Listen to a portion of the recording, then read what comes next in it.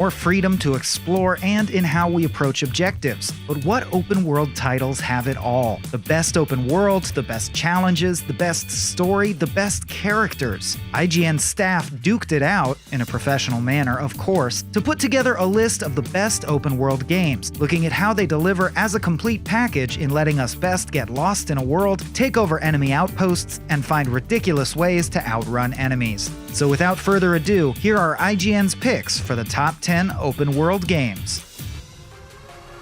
New York City around Christmas time is magic, and Insomniac has done an incredible job of recreating that charming atmosphere in Marvel's Spider-Man Miles Morales. Every aspect of this follow-up to the 2018 Spidey hit is undoubtedly built on the great fundamentals of that first game. But the approach to the world, mission design, and story is altogether stronger in Miles Morales, even if there's less of it. But the focus on a more select story and missions allows Miles' journey to be so personally impactful on the player and character. It's a fantastic debut solo outing for Miles, with improved and smoother traversal and combat options, a stirring story, and a host of intriguing, important things to do. And that's all while looking good and running so well, both on PS5 and PS4.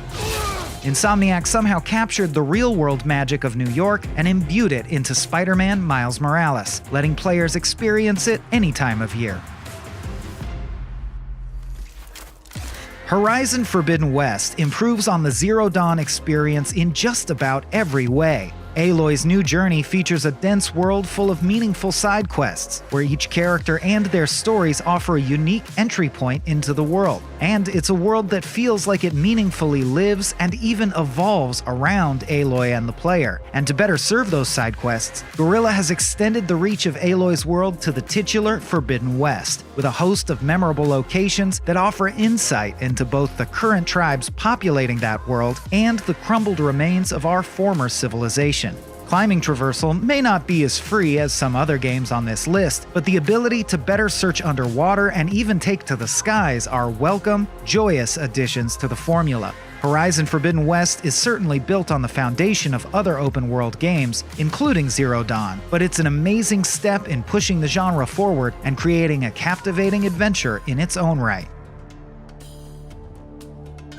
Metal Gear Solid 5: The Phantom Pain is one of the best examples of how an open-world game should approach its challenges. There's more than one way to go at any situation, and the result is a feeling of unprecedented freedom of choice. At its best, it's pure play, reminiscent of smashing army men together in a playground sandbox, but with a fantastic soundtrack and more than enough of Kojima eccentricity to make it feel even more special. While the story is ultimately unfinished, and it can't really hold itself together through to the end, the freedom it affords makes it incredible, regardless of its narrative shortcomings.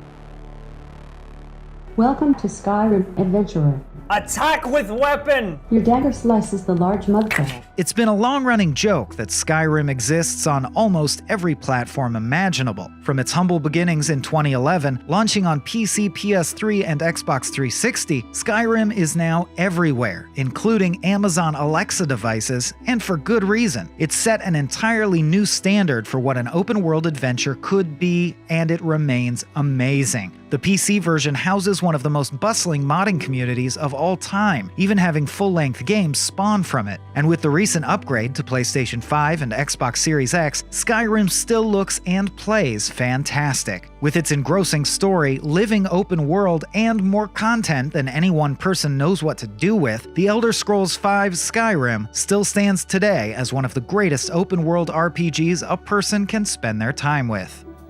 A fixture in the top open-world game discussion for the past 12 years, Fallout New Vegas burned itself into our collective memories by dropping us into an amazing story that reacts to our choices and plays out all around us. Building on the foundations of Bethesda's Fallout 3, New Vegas moved us to the more colorful and diverse western region of the post-nuclear apocalypse United States and put us on a path to intersect with conflicts large and small. We meet some of the Fallout series' best characters and follow what begins as a simple quest to find the man who shot you and left you for dead directly into the middle of a brewing three-way war between the New California Republic, a self-proclaimed new Roman emperor, and an immortal casino magnate to determine the fate of New Vegas. Even in all the years since, there's rarely been an in-game world that felt as lived in and busy or rich with stories, personalities, and dark humor, both on the surface and just beneath it, waiting for us to find them. It may seem a little rash to just immediately catapult Elden Ring above some of the all-time greats that make up the top half of this list. That said, Elden Ring is one of the boldest and most groundbreaking open-world games of the past decade. One that empowers the player to find their own path, without being guided by an endless series of map markers, waypoints, or hollow side quests. The world of the Lands Between is not only gigantic, but it's positively dense with caves and catacombs to discover, roaming boss battles to conquer, valuable treasures to uncover, and all manner of challenge to overcome. The journey through Elden Ring is not an easy one, especially if you're not familiar with From Software's unique philosophy when it comes to teaching its lessons through punishing difficulty. But it's constantly rewarding, surprising, and awe-inspiring in ways few games are. They'll probably hang you, buddy. Red Dead Redemption 2 is deliberate in the way it allows you to live out the life of a fictional cowboy named Arthur Morgan. Morgan's story is an authored experience, but the magic of Red Dead Redemption 2 is how the game's open world allows players to flesh out that life with meaningful experiences thanks to its meticulously crafted world. Want your Arthur to get really into hunting? Then have fun stalking, trapping, and skinning hundreds of animals, complete with their own food chain and habits. Want to get weirdly into artifact hunting? Go right ahead. Or perhaps you just want to soak in the atmosphere and hand carve your bullets by a campfire for a small damage buff. There are no wrong answers, just a world stuffed with mystery and wonder that allows us to reach back in time and discover the world of the Wild West for ourselves.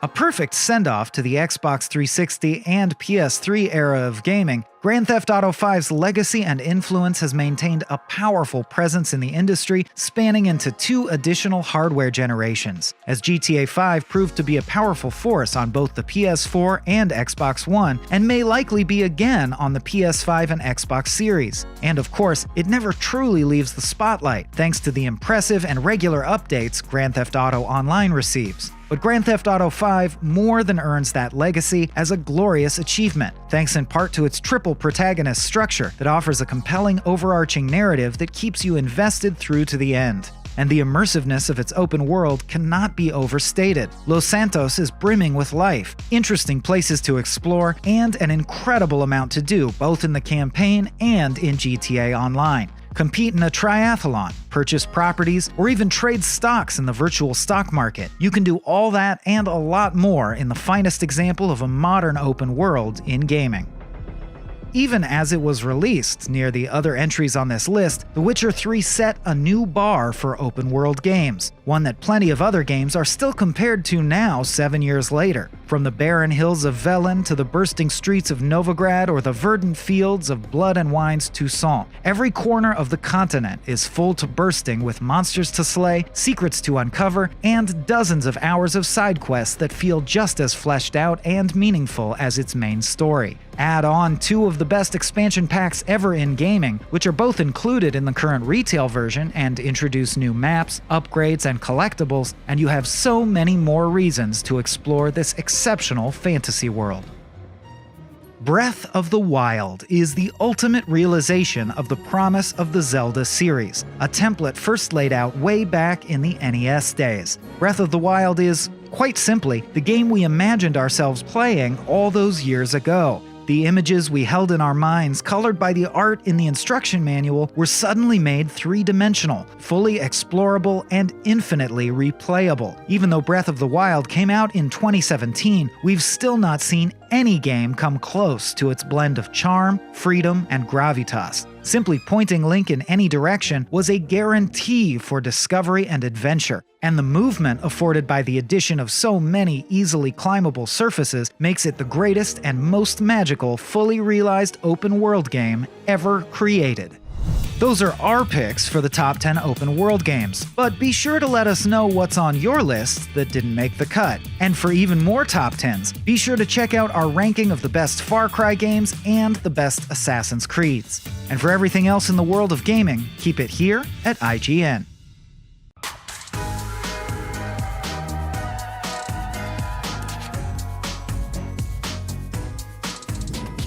The PC is the evil lab where new horror games are grown and tested.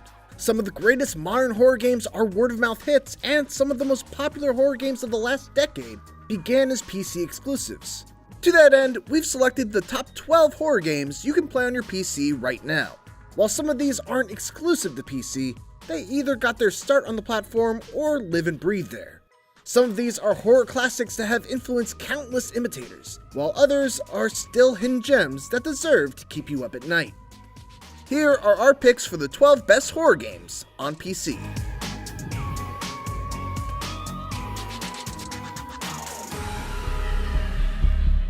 I'm Scared, a pixelated nightmare is the only game on this list that breaks through its .exe boundaries and carries the scares into the real world. As you creep through I'm Scared's low-res environments, finding keys and attempting to escape the nightmare you're currently in, an entity known as Whiteface stalks your every move. Once caught, Whiteface triggers a crash back to your desktop, and in its wake, a folder containing a text document appears on screen, taunting your failure. It plays with your mind in other ways too. Your browser might suddenly open, landing on a spooky YouTube video. Elsewhere, HTML web documents appear in another folder, showing a map and the supposed exit to the area you're in. But can you trust it? It even goes as far as requiring you to delete in-game documents to progress through certain moments. Much like Eternal Darkness, I'm Scared brings its unique style of horror outside of itself, a truly cursed game. The only monsters are us. Murderers, rapists, arsonists. Less than a minute into The Cat Lady, you find out that the main character, a lonely 40-year-old woman named Susan Ashworth, has committed suicide. Soon after, she reawakens in a mysterious world only to be greeted by someone called the Queen of Maggots, who instructs her to remove 5 parasites from the world so that she may finally find peace. The Cat Lady, despite its complex themes around mental health and serious tone, is surprisingly simple to play. You'll explore twisted and bizarre environments, collect various items to solve puzzles, and guide Susan's decisions via dialogue choices with other characters. But beyond its traditional point-and-click adventure trappings is an affecting story, rooted in an authentic struggle of a woman who no longer wants to live. And like them, you show no mercy. Dead by Daylight launched in 2016 as a meager but well-meaning asymmetrical slasher horror game where various bumbling teenagers avoided gnarly eviscerations from archetypal slasher movie villains. By 2021, it's become the Smash Brothers of horror games, bringing in iconic killer characters like Freddy Krueger and Michael Myers to legendary horror game villains like Resident Evil's Nemesis and Silent Hill's Pyramid Head. Dead by Daylight continues to evolve on its premise, routinely adding new characters, features, and more to its rock-solid foundation. One thing remains constant though. It's just as fun to play the game as a group of seemingly helpless survivors in one round as it is to play as a huge, powerful horror movie monster in the next. Amnesia: The Dark Descent is one of the older games on this list, but it's here for good reason. Its gameplay mechanics helped spur a rebirth of the survival horror genre that had drifted into action game territory. Amnesia starts off with the protagonist, Daniel, waking up alone in a dark castle, Brennenburg. He has no memory of how he got there, and as he explores his surroundings, he realizes there's a shadow stalking him. Wandering about the castle are other creatures that will give chase if they spot you.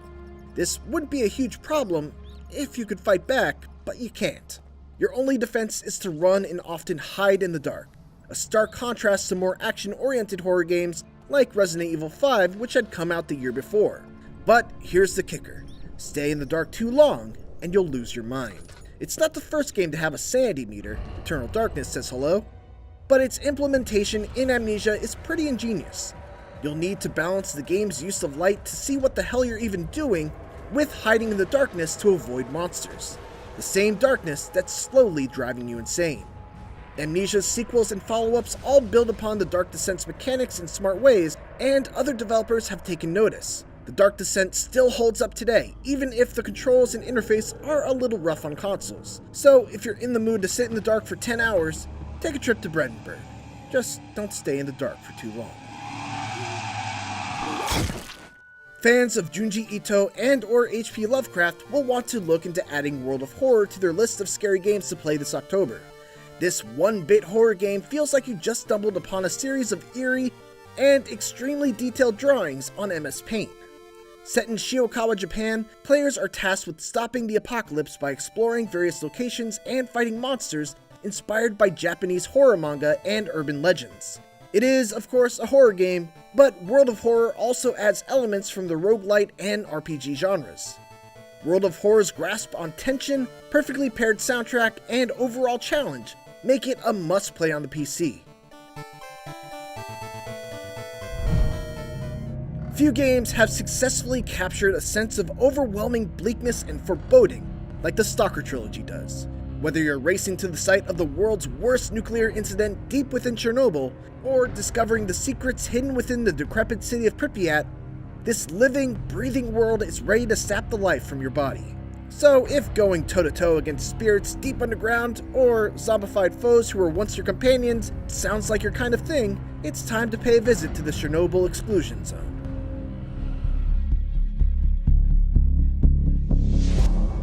There was always something inherently creepy about being in a Chuck E. Cheese restaurant as a kid, a dimly lit, rat-themed birthday party center with sad pizza, a mostly broken arcade room, and a giant animatronic animal band that would shut down in between songs to stare into the souls of children with giant, dead-eyed looks.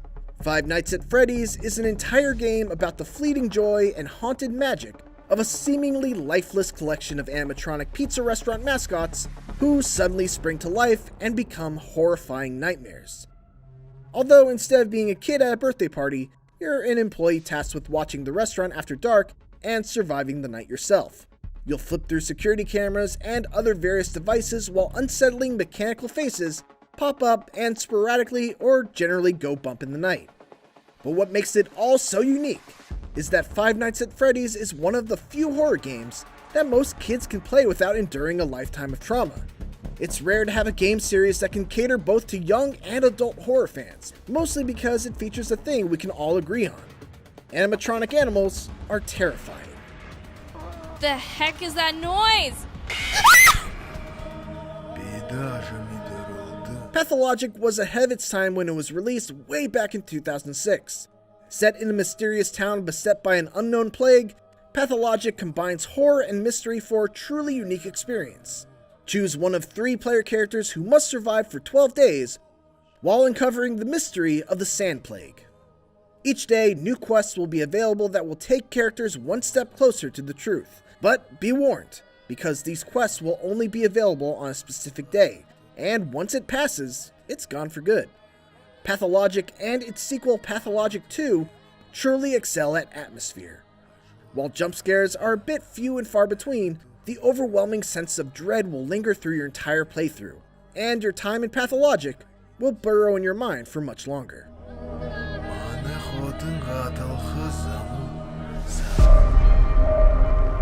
Phasmophobia came onto the scene like a bat out of hell. 4 players can join up as amateur ghost hunters armed with tools like night vision cameras, holy water, and radios. As an early access game, there are still plenty of technical kinks to work out, but the core premise works exceptionally well. Maybe that's why so many Phasmophobia likes have popped up on Steam in recent months. You'll wander through haunted homes and abandoned prisons, calling out for spirits from the beyond. Gather enough clues, and you can try to successfully identify what kind of ghost is haunting that location. Deduce correctly for a nice payday. As the clock ticks, the chances of running into a ghost increase, and so does the danger. Nothing beats that moment when you suddenly see your friend twist and contort from getting got by one of Phasmophobia's many evil spirits as you all scramble to the exit for a hasty escape. You know what? Is it smart for us to be locked inside a bathroom altogether? Chila's Art is the name of an indie dev team formed by 2 brothers in Japan. Since 2018, the duo has released over 15 micro-horror games on Steam, priced at just a couple of dollars. While these games might only be a few hours long, they pack a horrifying punch. Every Chila's Art game is a unique experience, but they're typically played in the first person and are centered around a mundane experience that quickly escalates into something terrible. One of the most well-known is the convenience store, where players take on the role of a night shift convenience store employee. As players go about their night, restocking items and checking inventory, creepy happenings such as strange customers, unexplained noises, and other horrifying encounters begin to intensify as the night goes on. With so many Chila's Art games to choose from, it's hard to recommend just one. But with such a low barrier to entry, pick a few and you're guaranteed to have a good time.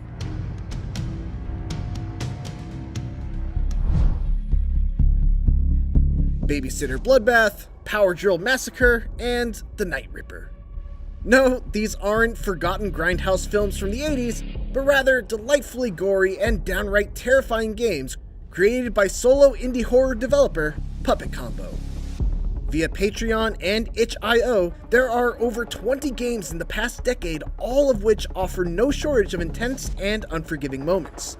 Whether you're escaping from a serial killer while babysitting, taking part in a deadly game of cat and mouse with a psychotic nun in a boarding school in the aptly named Nun Massacre, or controlling a park ranger on a cold and stormy night while something stalks them from afar, Puppet Combo wholeheartedly embraces its PS1 style with VHS horror roots in every game.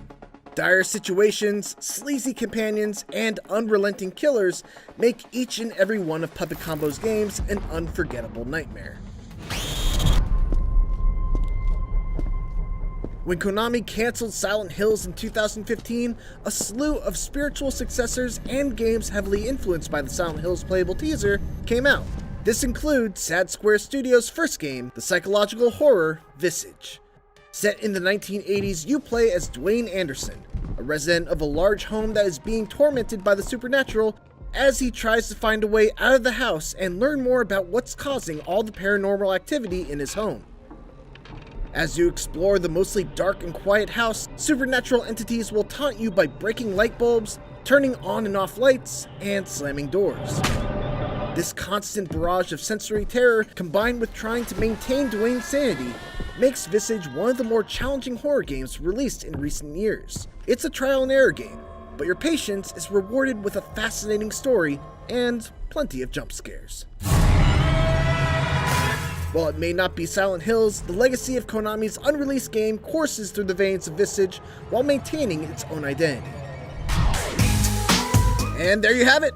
Those are IGN's top horror PC games. Disagree with the ranking? Think another entry should have been on the list? And if you're looking for more, check out our list of the top 10 Metroidvanias and the best FPS campaigns of all time. And for everything else, keep it here on IGN.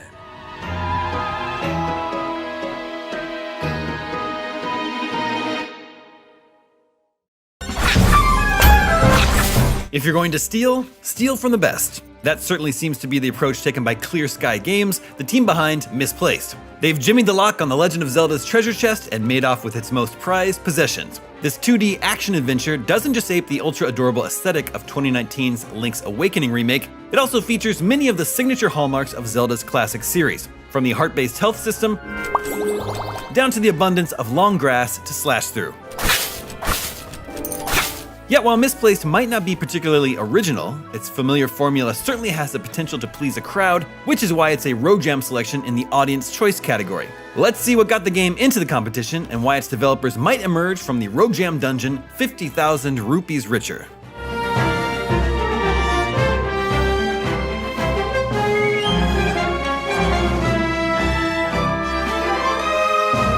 Not a lot is known about the broader narrative of Misplaced, but the basic setup seems to have been torn straight out of a Hyrule history book. An impish and conspicuously left-handed hero arrives in a foreign land that's presently under threat from a mysterious evil, and only he can summon the courage and the ever-expanding inventory screen full of tools required to defeat it. Along the way, there'll be no shortage of fetch quests to complete, dungeons to puzzle through, and countless clay pots to needlessly destroy. Though, at least in this hour-long early build of the game, there's a disappointing lack of chickens to harass. There are, however, a nice variety of environments to explore, from wandering through the sun-kissed crops of the Token tiny village to slowly creeping by torchlight through dark woods shrouded in fog. As was the case with the Link's Awakening remake, almost every element of the world looks as though it was carefully constructed out of plastic pieces that tumbled out of a toy box. It's certainly easy on the eyes, although the names for its people and places currently lack a bit of personality. For example, one of the first characters you meet is an old man called Old Man, and later you arrive in an ice-covered world called Ice World. The first weapons you get your hands on are equally unremarkable, a wooden sword and shield, but they're still fun to use. The shield can be employed to deflect projectile attacks from the Octorok-inspired enemies, or to push otherwise immovable objects like giant spiked balls in order to access new areas. It also brings an engaging twitchiness to fights with the heavily armored knights, since the only way to tackle them head-on is by timing your block to parry their attacks in order to briefly open them up to a deadly counter. While certain other tools are less inspiring to wield, like the large hammer that can only be used to knock down occasional square pegs that obstruct your path, there are some devices that suggest the foundations of Misplaced may be more dynamic than they initially appear. Perhaps taking inspiration from a more modern Zelda game in Breath of the Wild, a torch can be used to set thorny vegetation alight, and its flames will spread to engulf other plants and grass nearby, which might prove to have some enjoyably unpredictable effects on combat. Other items like a fire rod and magnets are hinted at in Misplaced's first trailer, with the latter presumably used to manipulate this interesting ball-based puzzle found in the opening hour of the game. Bombs, boomerangs, and a bow and arrow? Yep, it's more than likely they'll all be in here too, and admittedly, there's a concern that you've seen all that Misplaced has to offer before. Unless, of course, you've never owned a Nintendo system. That seems to be exactly what Clear Sky Games is banking on, since Misplaced is intended to launch on both the PlayStation 5 and Xbox Series X to audiences that are perhaps not as accustomed to the established adventures of Link. Currently a team of only 2 members, Clear Sky Games is promising to expand their studio should they win the Rogue Jam prize. If they're able to take these tried and tested Zelda fundamentals and bring some more innovation to the experience, making it more of a knockout than a knockoff, then Misplaced could yet become a legend in its own right.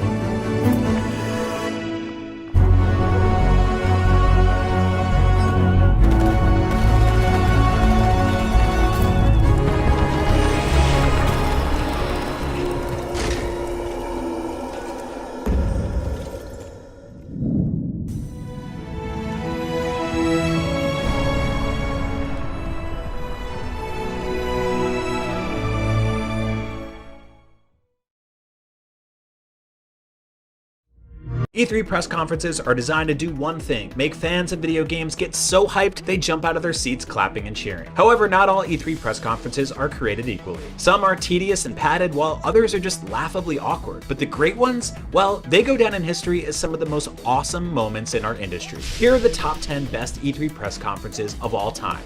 Get hyped. Ubisoft press conferences are not exactly known for being tonally consistent. They often whiplash between 40-person live musical numbers celebrating the Just Dance franchise and dry and clinical explanations of how you'll kill various enemies in The Division. But every now and then, some truly magical moments happen. In 2017, Ubisoft shocked fans with a stunning demo of Beyond Good and Evil 2, along with Far Cry 5, the bold and seemingly more down-to-earth new entry in the series, but there was one moment that stole the show. Ubisoft officially unveiled Mario and Rabbids Kingdom Battle for Nintendo Switch by bringing legendary game designer Shigeru Miyamoto on stage. Miyamoto was no stranger to E3 press conferences, but what made this one so special was the game's creative director and gigantic Nintendo fan, Davide Soliani, sitting front row in the crowd with tears running down his face, watching Miyamoto unveil his creation. で、ただ、ダビデさんに会った時にね、ダビデさんに一つだけお願いしたんです。 So when I met Davide-san, who is the creative director of this game,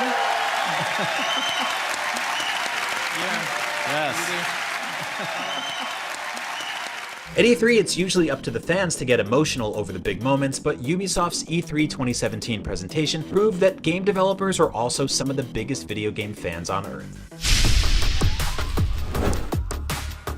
While E3 officially began in the year 1995, it wasn't until 2015 when Maryland-based video game studio Bethesda decided to start having their own dedicated annual E3 press conference. Many fans wondered if Bethesda could sustain a full presentation full of game announcements, but those fears were quickly squashed when they brought out some of their biggest guns. Bethesda's 2015 conference had a brand new look at the newly rebooted Doom alongside its release date, followed by the reveal of a Dishonored sequel, but the conference was really about celebrating one of their biggest franchises, Fallout. Fans got to see tons of Fallout 4 and learn that it would be released that November. On top of that, Fallout fans got two more surprises as well. Fallout Shelter, a post-apocalyptic vault simulator that was released on mobile for free right after the conference, and a real-life Pip-Boy set to launch alongside Fallout 4. The latter didn't really work as anticipated, but at that moment, every Fallout fan in the room went crazy for it.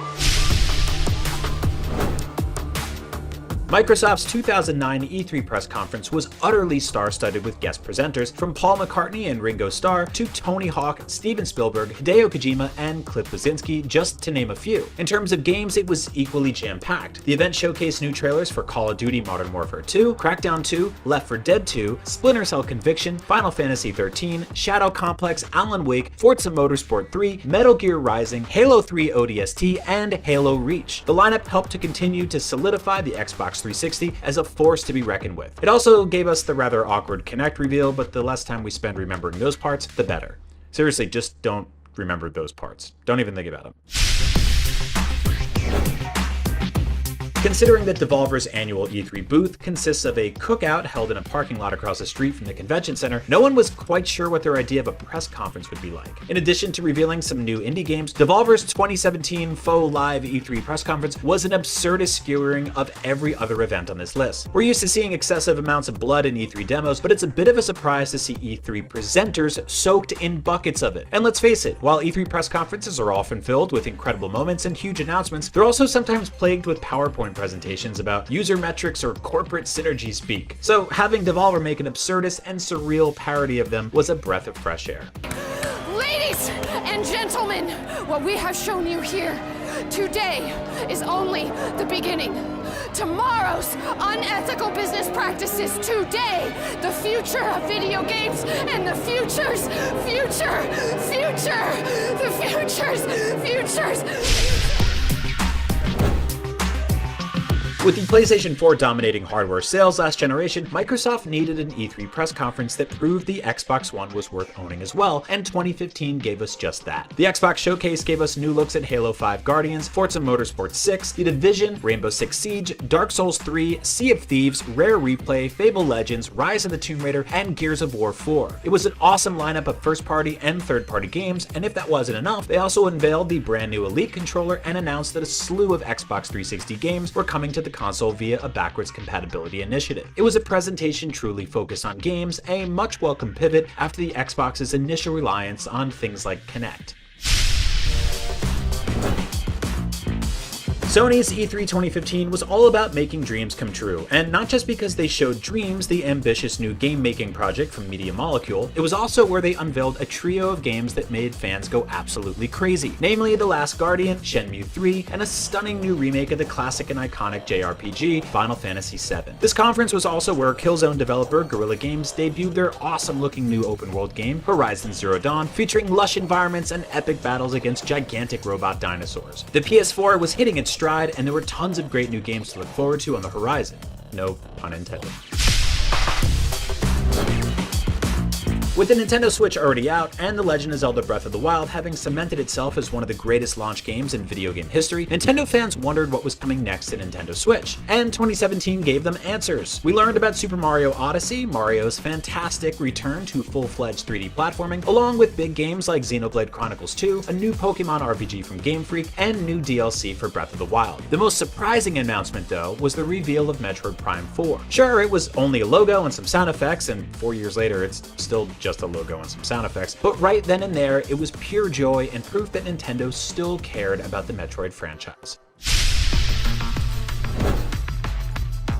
In 2016, Sony kicked off their E3 conference with a gigantic new announcement, a rebooted take on God of War that was in the works for PlayStation 4, and the stunning gameplay demo immediately proved that the game was going to be something special. And Sony was just getting started. We also got our first look at Days Gone, a massive open world game from Sony Bend, a release date for PlayStation VR, plus a first look at Resident Evil 7's VR mode. And even more, we got our first looks at Insomniac's brand new Spider-Man game, Hideo Kojima's Death Stranding, Batman Arkham VR, and a release date for the long-delayed game, The Last Guardian. Finally.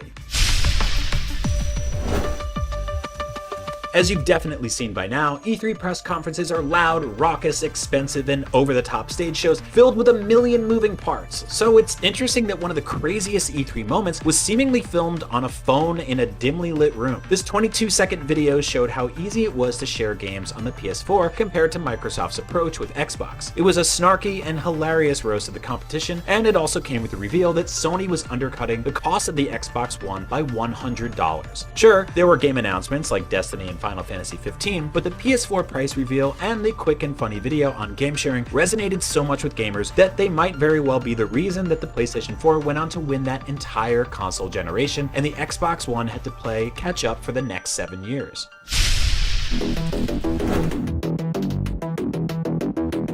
After an incredibly lackluster E3 2003, you know, the one where GBA connectivity and Pac-Man Verse headlined the show, Nintendo's E3 press conference in 2004 set out to create a bold new path for the company, and it delivered like no Nintendo E3 had before. The presentation showcased Metroid Prime Echoes, Resident Evil 4, The Legend of Zelda Minish Cap, and the Nintendo DS, a bold new dual-screen handheld designed to play touchscreen games on the go. Nintendo also teased their upcoming home console, codenamed Revolution, which would later go on to become the Nintendo Wii. Most importantly though, the company had a powerful new stage presence thanks to the introduction of Reggie Fils-Aimé, a man who instantly went on to become a Nintendo fan favorite for years to come. My name is Reggie. I'm about kicking ass. I'm about taking names. And we're about making games. But Nintendo saved the best for last when they revealed The Legend of Zelda Twilight Princess, a gritty, mature, and tonally dark take on Zelda that made the crowd go absolutely wild with excitement, creating one of, if not the greatest new game reveal moments in E3 history. The reaction even became an incredibly popular meme, which you've probably seen kicking around. The surprise Twilight Princess unveiling brought fans to tears, and it was all capped off with Shigeru Miyamoto taking to the stage holding Link's iconic sword and shield. It was truly what E3 is all about.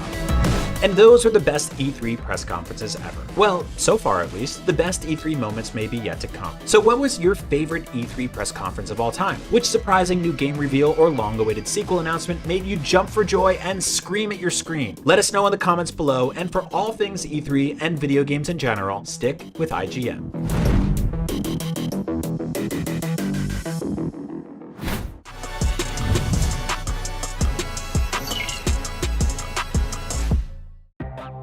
Exploration platformers, or platformer adventures, doesn't quite roll off the tongue like the name for the genre that you probably know, Metroidvanias. Whatever you call it, there's been an incredible collection of Metroidvanias in the last decade, some of which that would even give the forefathers of the genre a run for their money. For this list, we specifically wanted to leave Samus and Alucard out of it, and let the non-Metroids and Castlevanias have some time in the spotlight. So with that in mind, let's take a look at our picks for the top 10 Metroidvanias that aren't actually a Metroid or Castlevania. But before we get to it, one more quick ground rule. 3D games like Batman Arkham Asylum, Tomb Raider, and to an extent, depending on the definition you use, even the Resident Evil games could technically, sort of fall under the genre of Metroidvanias.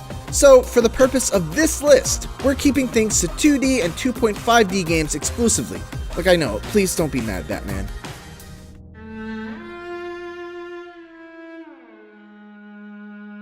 Hitting Xbox Live Arcade back in 2009, Shadow Complex was the right game at the right time to reinvigorate the Metroidvania genre. An excellent blend of sci-fi action with a compelling story, satisfying progression, and its 2.5D perspective offered some of the best graphics that we'd seen in the genre to date. It was a refreshing update to a beloved style of game that, at least in 2009, seemed to have fallen out of favor with developers and the public at large. It would go on to become one of the highest-selling Xbox Live Arcade games of all time, and a remastered version hit PC in 2015 and consoles the next year.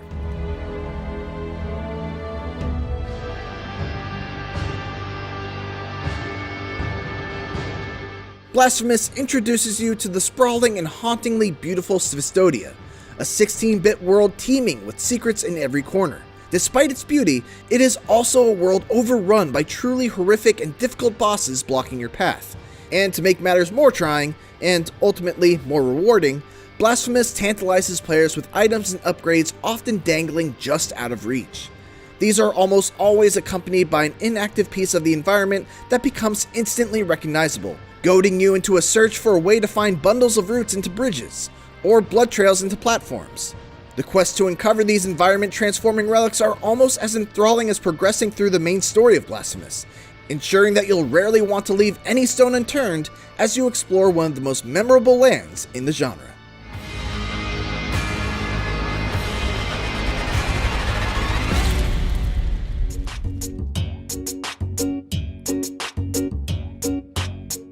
Much like how olive oil and ice cream are somehow a bizarrely complementary duo, Yoku's Island Express combines two wildly different flavors of game to create something totally unique that leaves us yearning for more after its delightful adventure. Yoku takes the complexity of a Metroidvania and applies it to the rigid structure of pinball. It forces players to rethink everything they know about platforming, with movement being a combo of familiar 2D navigation and pinball flourishes, like paddles that send you flying around on your collectible quest. It makes that surprising mix work like a charm while simultaneously drip-feeding teases of upgrades to come through inaccessible areas that whiz by while you're rocketing off a bumper. The cherry on top of this strange concoction of unusual genres is the setup. You are the brand new mailbug of a small tropical island, and primarily, you're there to deliver mail. The hand-painted art style, witty writing, and cheerful tunes keep you smiling, all while pulling off careful skill shots to progress through Yoku's unexpected but memorable world.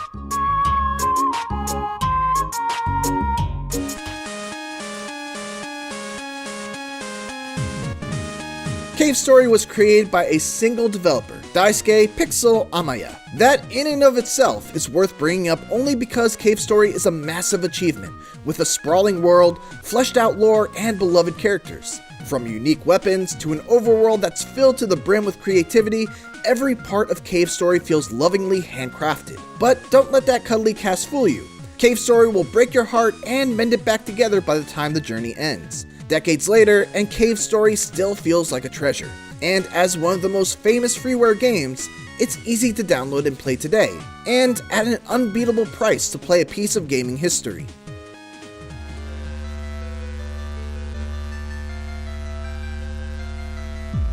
It's no wonder fans have been waiting so excitedly for Axiom Verge 2, given how expertly Axiom Verge serves as a love letter to Metroidvanias of the past. The one-man designed adventure from developer Thomas Happ provides players with an inventive arsenal of weapons and abilities, but this throwback never feels dated as you drill, teleport, and pixel nuke throughout your adventure on the alien world of Sudra. Combine that with a fantastic sense of progression that makes backtracking and uncovering new areas a consistent joy, and an intriguing and mysterious plot that will keep you guessing, and Axiom Verge is easily one of the best Metroidvanias around. It may be inspired by games released years prior, but it can still sit among the best of that or any era.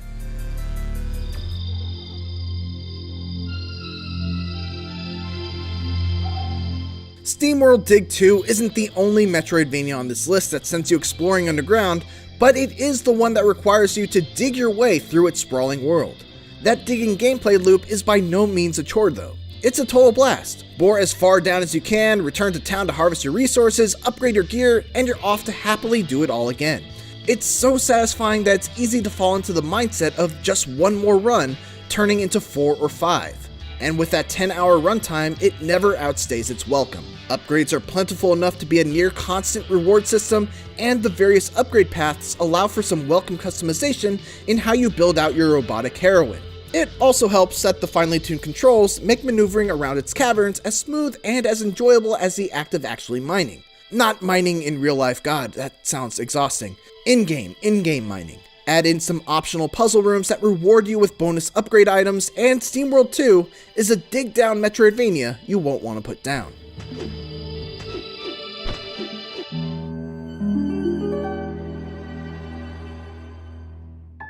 Bloodstained Ritual of the Night is the closest we come to cheating the no Castlevania rule, but it's too good of an experience to ignore. Koji Igarashi, a father of the genre, set out to make a new game in the vein of the best-loved Castlevania, and by Dracula, he did it. This Kickstarter success story takes elements from all of the great Castlevania games and combines them into one neatly tied together package. It uses the equipment system from Symphony of the Night, the shard system that lets you assume magical abilities of enemies a la Dawn of Sorrow, and more. Add on top of that the option to play a completely different character after completing it, tons of hidden content, and a slew of other intriguing inclusions. Bloodstained Ritual of the Night taps into that special late 90s, early 2000s era of Castlevania that is beloved by so many to create something thrilling in its own right.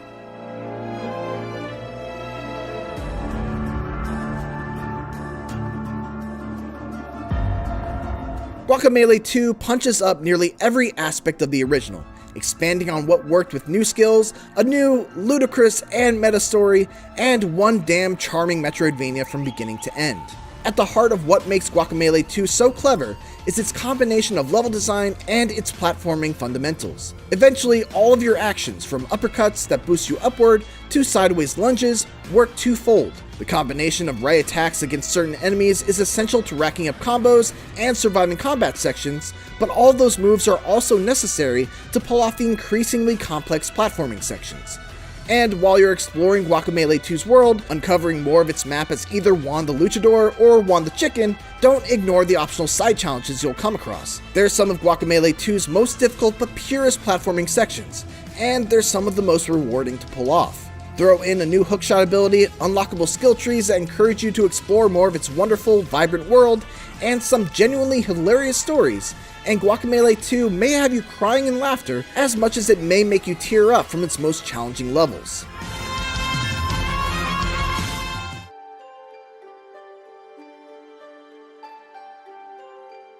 Either Ori game could have comfortably landed on this list, but the sequel, Will of the Wisps, takes an already stunning game and makes it even more robust. No other series looks or sounds quite like Ori does, with a gorgeous world full of vibrant landscapes and strange creatures complemented by some of the best game music around. Flowing through those areas with its diverse suite of movement abilities can almost become a Zen practice, hopping between grab points and whipping dangerously close to death as you do. Will of the Wisps elevates all the aspects that made the first game great as well, partly by borrowing some ideas from the #1 game on this list. The introduction of equipable items to enhance your preferred playstyle, and an adorable little town for you to grow, full of friendly faces, adds more layer and nuance to the world, and your character. Its combat is also more fleshed out, coupled with a story even more grand and ambitious than the originals. Ori sticks out from what most people usually picture when they think of Metroidvanias, thanks to its warm, inviting look. But it's that unique take on a well-explored genre that makes it stand so tall above the rest. Well, except for one.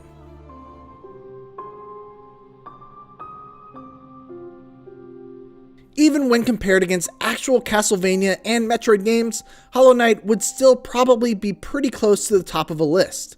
It's a Metroidvania that takes influence and inspiration from plenty of clear places, but combines those concepts with countless fresh ideas of its own to make something truly incredible. And it's the combination of all of those individual parts that makes the whole so much more impressive. Its charming hand-drawn art style, its haunting soundtrack, its flexible combat systems, its satisfying movement mechanics, and the mysterious catacombs, the list goes on, as all those aspects and more are packed in to work in beautiful tandem. Hollow Knight is filled to the brim with interesting decisions to make the whole way through, too. From choosing to go left or right first, to deciding whether or not to challenge the imposing optional boss, or to figuring out which of the many charms you should use to modify your playstyle. As a result, its exploration and unlocks feel personal, providing a natural sense of progression to its meticulously laid out halls. And don't let the appearance of its tiny bugs fool you. Hollow Knight's world is a sprawling subterranean maze that gives you plenty of paths to chase down and creative enemies to fight to keep you exploring for dozens of hours. Hollow Knight is without a doubt a modern classic. And that's our list. What are some of your favorite Metroidvanias? Let us know in the comments. Thanks for watching, and while you're here, why not take a look at some of our other top 10s, like the top 10 Souls-likes or the top 10 Mario levels. And for everything else, keep it here on IGN.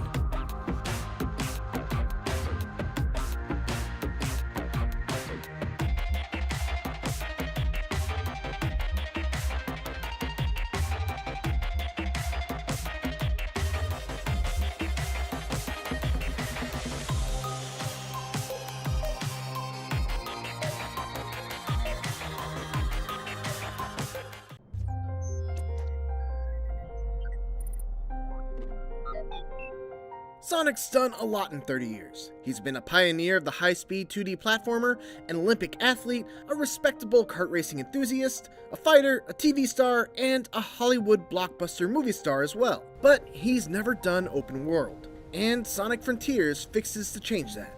I was fortunate enough to be one of the first people outside of Sonic Team to go hands-on with Sonic Frontiers, and let me just say, if you're worried about how the blue blur will fare in this unfamiliar genre, well, I think Crush 40 probably put it best. Open your heart, it's gonna be alright.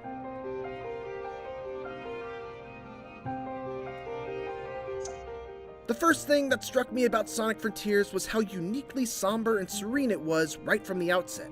After flying into a wormhole with Tails and Amy, Sonic finds himself separated from his friends and all alone on an isolated island, with nothing but an AI voice guiding him to collect the Chaos Emeralds. There's no one for Sonic to bounce quips off of, no energetic Crush 40 soundtrack, just wide open fields as far as the eye can see. There's an air of mystery in Sonic Frontiers, and it's a vibe that's driven home even further by the beautiful yet minimalist piano melodies that accompany Sonic as he explores the island.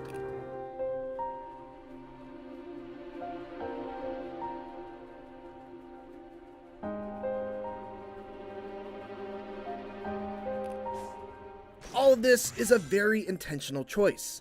I asked Sonic Team head Takashi Iizuka to describe how the tone of Sonic Frontiers differs from previous Sonic games, and he said, past games in the Sonic series have taken different tones depending on their stories and themes. This time, these mysterious islands are the game's major setting. That's why our artists have worked hard to create a mysterious mood. Of course, the big new change in Sonic Frontiers is the shift from purely linear levels to a huge open world where Sonic can freely run in any direction. But Sonic Team doesn't like to use the term open world to describe Sonic Frontiers' gameplay, instead referring to its style as being open zone. Open world games like Zelda or other AAA games fundamentally have RPG or adventure worlds. For Sonic, the core here is a 3D action game. Our basic idea was to have that take place in open space. What sets Sonic Frontiers apart is this different approach to an open game world. Having played Sonic Frontiers for about 4 hours, it's easy to see what Iizuka-san means. Sonic Frontiers' open zone design is very different from any other open world I've played. It's a giant playground. Every few feet there's a bumper spring that bounces you like a pinball between 5 other bumpers before putting you on one of the many grindable rail tracks. Or a speed ramp that sets you on a completely different path leading to some other collectible or reward. Or a line of rings that you can lightspeed dash into. Essentially, they've taken that core appeal of every Sonic level having multiple paths that eventually loop back around to the main one, and applied that to these giant non-linear open zones. One thing that has to be noted is that very few of these elements are built into the environmental design, meaning that rails, platforms, boost rings, and so on are just inexplicably floating in the air all around, which isn't totally unusual for a Sonic game, but it feels especially jarring in Frontiers in particular because of the frequent and sudden pop-in of these objects and the otherwise very naturalistic art style. Of course, it's worth emphasizing that this gameplay and the version that I played were from an early build, but this is definitely an area that I would hope to see improvement in the final version. Beyond that, there are also a wide variety of puzzles and challenges that are littered throughout the zone, and completing them is how you uncover sections of your map. Most of these are very simple, requiring you to orient a statue the correct way, quickly hop back and forth between colored tiles, or use Sonic's new side loop ability to draw circles around certain objects in the environment to interact with them. The best ones though are the races against the clock where you have to get from point A to point B in a limited amount of time.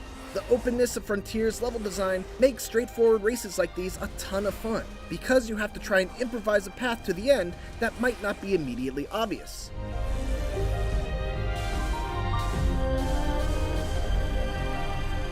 There are some exceptions, but combat in traditional Sonic games generally isn't a thing that goes much deeper than jumping, rolling, or using a homing attack into enemies at the right time. That changes in Sonic Frontiers, which now has you fighting all sorts of wandering enemies and mini-bosses using an all-new array of incredibly flashy attacks. It's not all style and no substance though.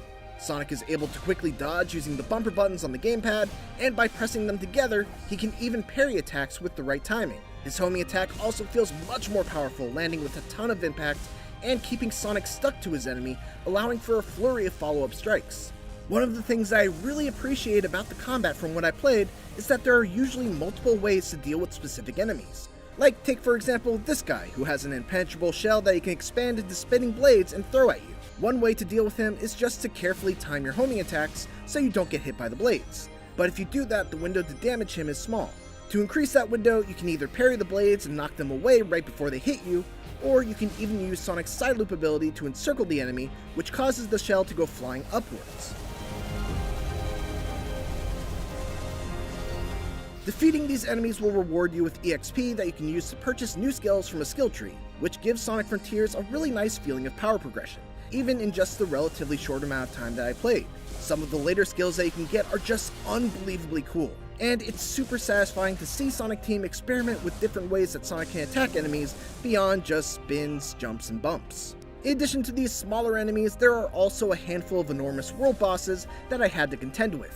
These are near Shadow of the Colossus-esque in their scale, with one in particular against a beast named Asura requiring Sonic to bait the Titan to slam the ground and then boost up its arm in order to reach the weak spots on its head.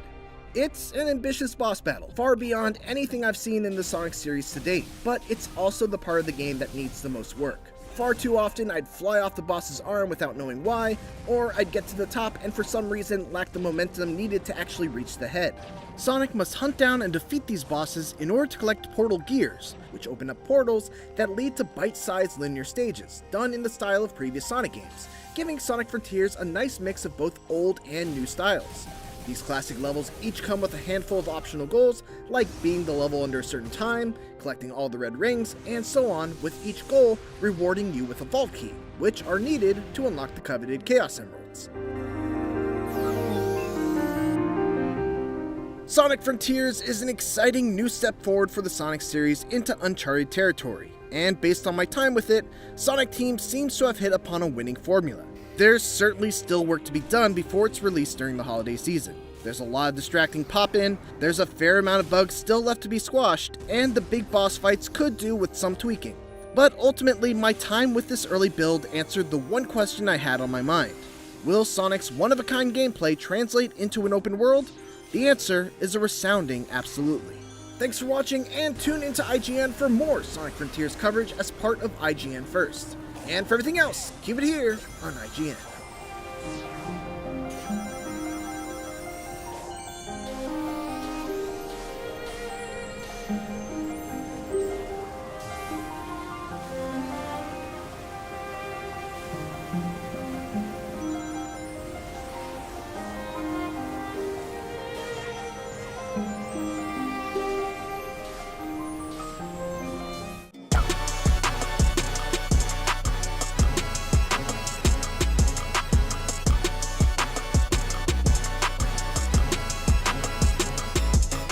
IGN sat down with US Army motor transportation specialist and gamer Sergeant Tang Wen Pham to react to the different transportation tools available courtesy of Bridges in Death Stranding Director's Cut. Presented by the US Army. I'm an 88 Mike, motor transportation specialist. Just like this main character in Death Stranding, his main role is transportation, and that's what I do in the Army. I want to see what this guy drives. Looks pretty high tech. Oh, what? If I were to drive that reverse strike, I would take it anywhere. Like, there's nowhere I wouldn't take it. You know, dirt roads, just ramps maybe if I get that good. But that's pretty cool. I will say the cargo it's pretty heavy. So one little, like at that moment right there, he would have tipped over because how heavy that cargo is. Oh, it actually kind of reminds me of LMTV, and the way it can lift up, that can go through. Like it's going through water right now, like nothing. I drive a lot of trucks, so my favorite one would probably be the trike. I just like how it can pretty much just glide through, like using a ramp, and also the dual wheels in the front, he can land pretty safely. You can choose from over 200 career paths that match your passion on GoArmy.com. What's your warrior? Death Stranding Director's Cut is available on PlayStation 4, PlayStation 5, and PC. For more on Death Stranding, keep it here on IGN. No matter how you game, make sure you're operating at peak performance. Unleash the power of the Samsung 980 Pro PCIe 4.0 NVMe SSD for next level computing and double the data transfer rate of PCIe 3.0. It's 12 times faster than Samsung SATA SSDs, making for a whole new user experience. The 980 Pro pushes the limits of SSD technology thanks to write speeds of up to 7,000 megabytes a second, and the new Samsung in-house controller designed to harmonize flash memory components and the interface for superior speed. And even better, it's easy to install. Boost your PC performance, load games faster and more reliably, no matter how intensive the workload. The Samsung SSD 980 Pro and 980 Pro with heatsink are proud partners of IGN's Summer of Gaming.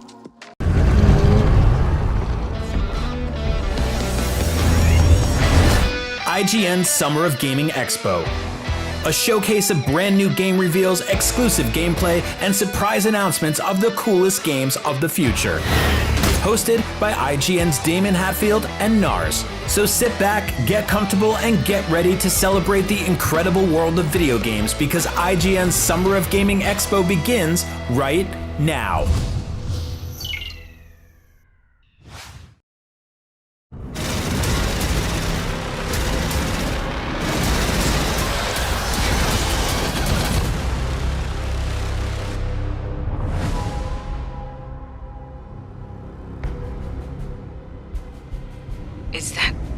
Was that a Xeno? The corpse was definitely a xenomorph, slain in combat.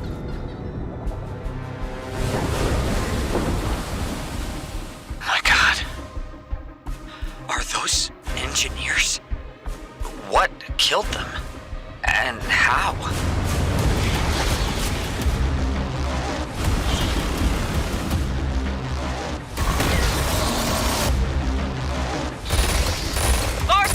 Xenos coming in!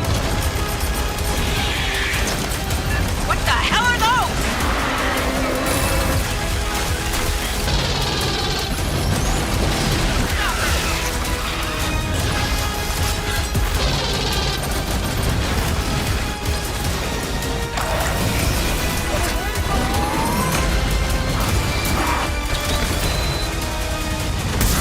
Something big's approaching your position!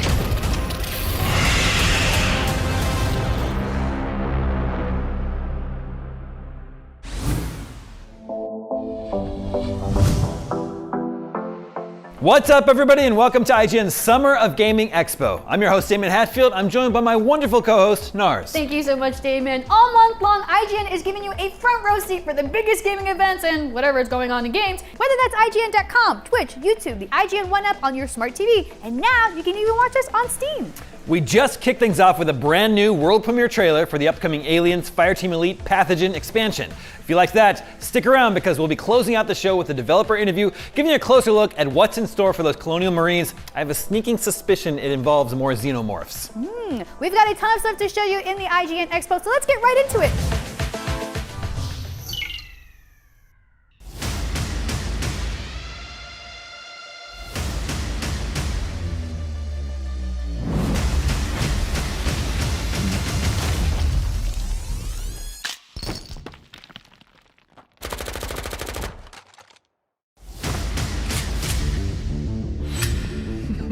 It's the end of the line for you, Grave.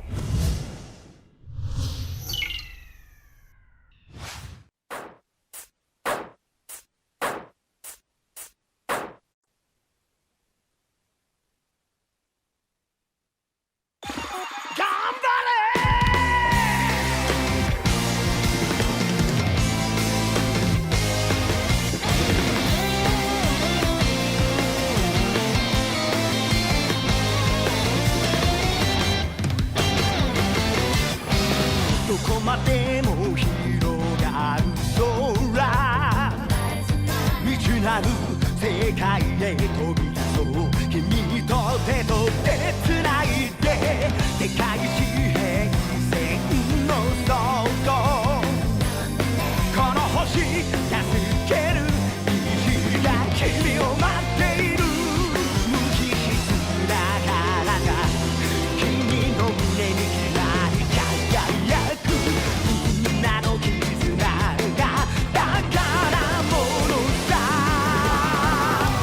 頑張れ隠れ暗闇の中一人でも心はつながってるよ感じて戦い傷つき掘り進む君はヒーロー一緒にいるよどこまでも思いを力に変えて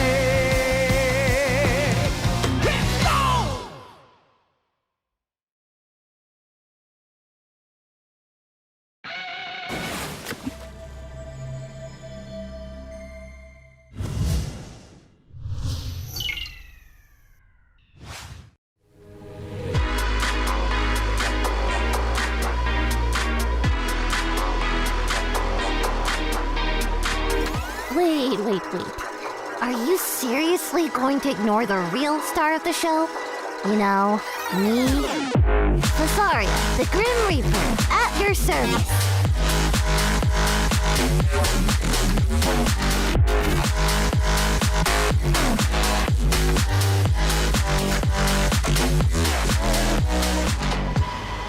Are there any snacks here? No? I'm leaving.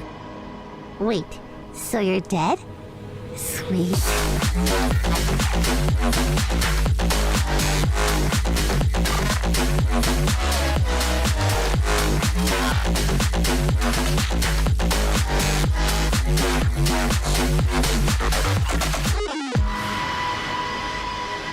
Your ancestors are like super laughing at you right now. Stop being a jerk and just subscribe already. Next up, if you're fond of old school pixel art, like this guy, stay right where you are because we're checking out some trailers for games that keep things looking nice and retro. First up, There Is No Light. Sounds dark. Let's take a look.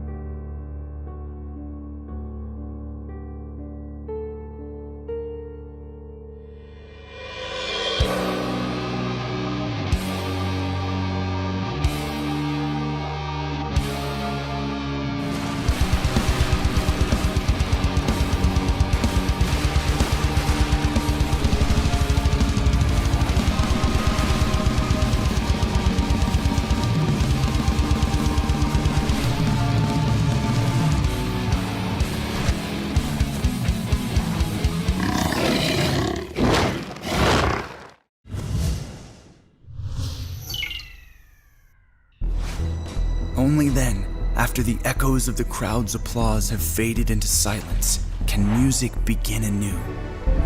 Got to keep moving. Being a bishop ain't easy.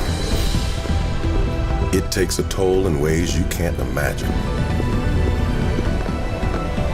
I go now to a better world. Erebus is part of the journey, but there's more. There are things that the living cannot understand. I'm leaving, Seth. I'm beginning my final voyage. Demons.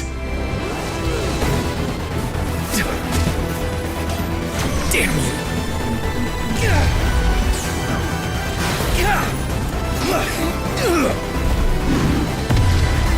Feel Shale's power. Be there for your brother, Ezekiel. He'll be there for you when the time comes.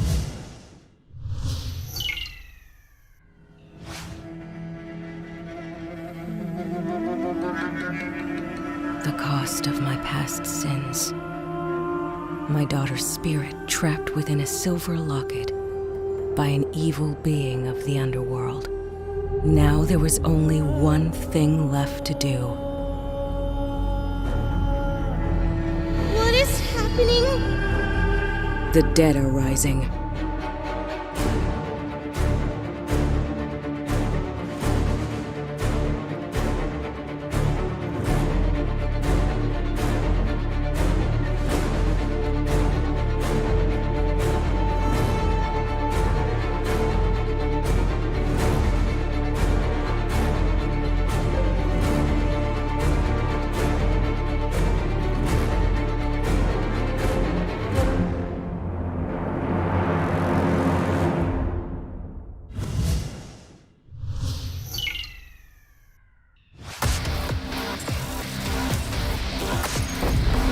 All systems online.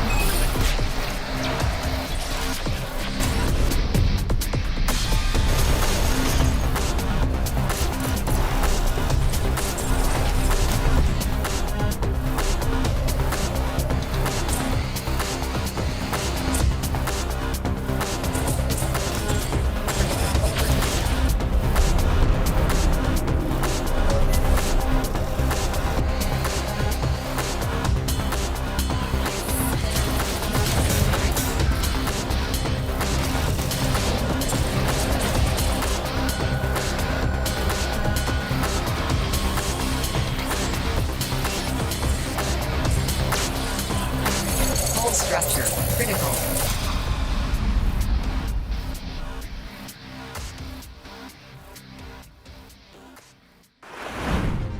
Oh hey, it's you again! This is IGN's Summer of Gaming Expo, and you just saw brand new trailers for There Is No Light and Core Keeper, along with No Place for Bravery, Project Warlock 2, Sacrifier, Rose and Locke, and Verge World.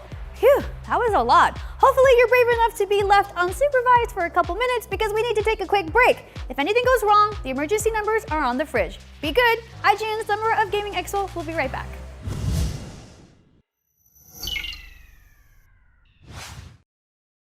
IGN Summer of Gaming 2022 is presented by the US Army. You can choose from over 200 career paths that match your passion on GoArmy.com. What's your warrior? And sponsored by Metro by T-Mobile.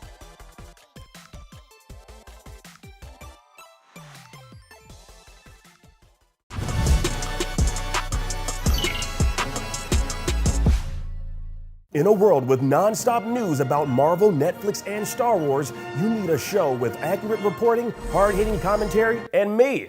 I'm Akeem Lawanson, the host of The Fix Entertainment. Whether it's the latest superhero scoop, film fiasco, or anime announcement, I'll be right here covering all the latest in major studio headlines and pop culture news. Make sure to catch The Fix Entertainment wherever you watch IGN.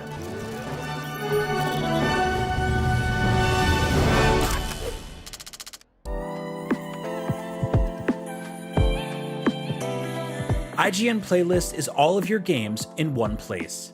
You can build your library and discover new games. Create and follow playlists from friends. Access guides for what you're playing. And rate and rank the games you love to share with the world. Available free with your IGN account. It's for players, no matter where you play. Tune in to IGN 1 for the latest news on your favorite releases, gameplay exclusives, and all the entertainment you can handle. And maybe even some you can't. Cinefix on IGN 1, your friendly Friday night home for film fanaticism. You're watching The Weekly Fix, ready to fill you in on anything you may have missed in the world of gaming and entertainment.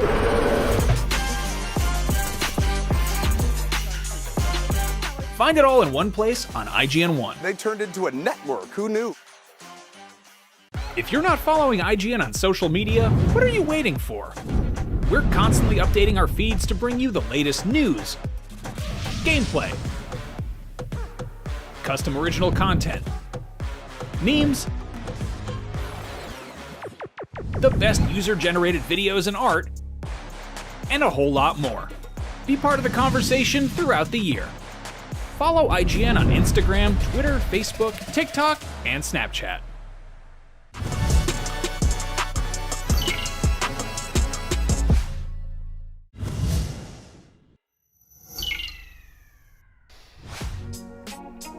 Welcome back to IGN's Summer of Gaming Expo. Now, Halloween isn't for a few months, but luckily, horror games are great all year round. So scaredy cats, this is your chance to hide under the blankets. Everyone else, brace yourselves. Let's take a look at some terrifying new games coming soon to consoles and PC.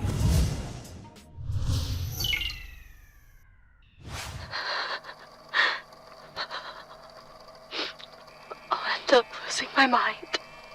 I cannot trust anyone, not even Albert. If you are listening to this, Blue Knees is real.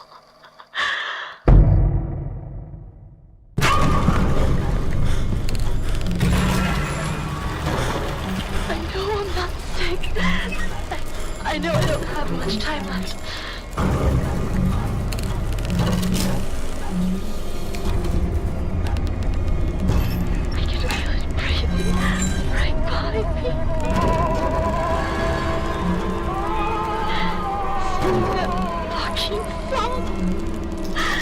Over and over and over and over.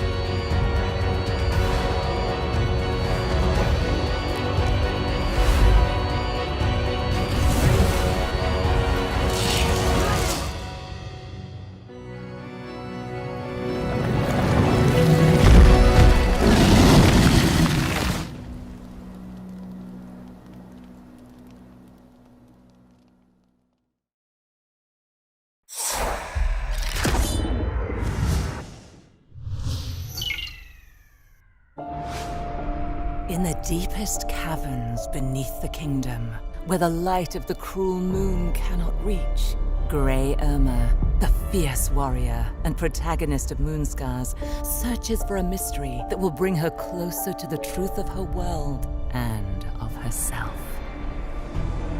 Welcome to the Earth Bowels. The Earth Bowels is one of the areas you will discover further on in your journey. It is an ancient place filled with long-buried secrets. Secrets connected to not only the sculptor, but Mother Earth herself and the cruel goddess, the Moon. The caverns are filled with twisting corridors and treacherous chasms.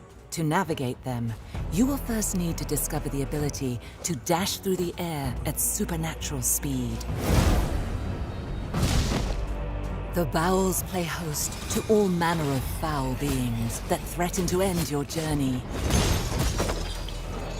Gilded foes, vulnerable only to witchery. Creatures capable of corrupting your very ichor. Vicious warlords who command armies of underlings. And ultimately, a comrade in arms from your past. Laios, fellow soldier of the pristine squad now turned. His attacks are mighty enough to shake the very earth. And you'll have to discover his weakness for yourself. On your own journey to meet your maker.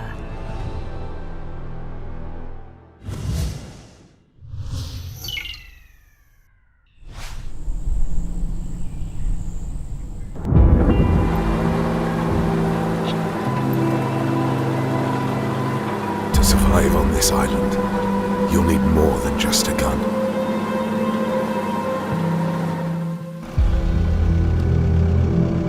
You will need a camera.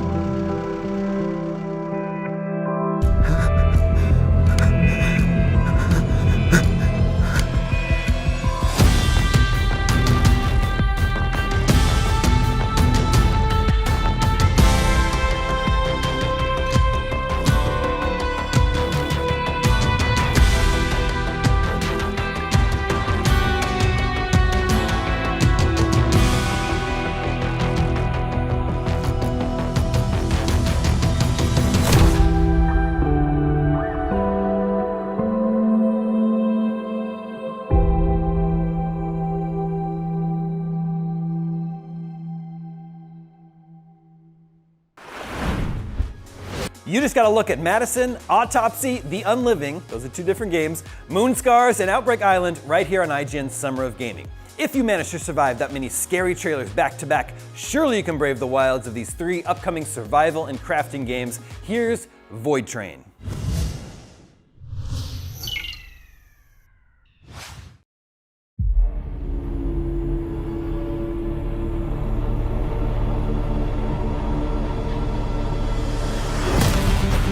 Build and expand your own train while traveling through the void in solo or online co-op with up to 4 players. Now with a larger variety of islands, enhanced weapon system, new dangers, puzzles, and void creatures.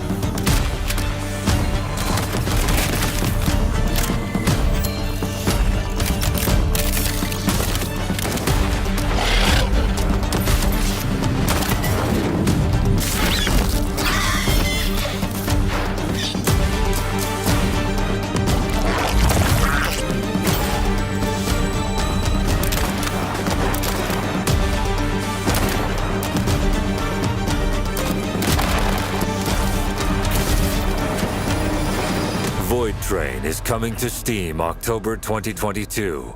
Currently available on the Epic Games Store.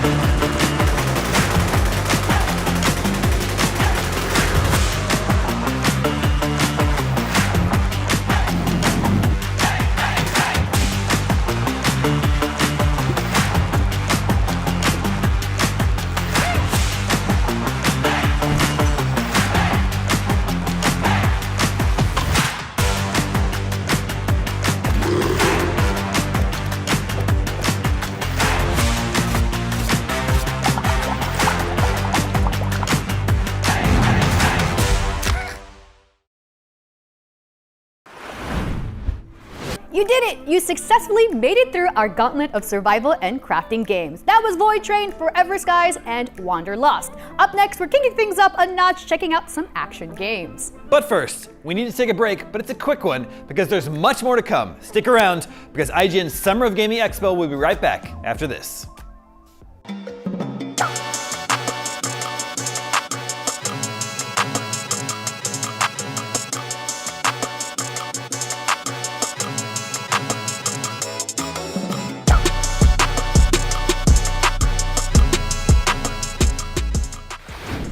Mana is the debit card and financial solution made specifically for your lifestyle. It's tailored for people who enjoy gaming, entertainment, and earning rewards. Let's take a closer look at Mana.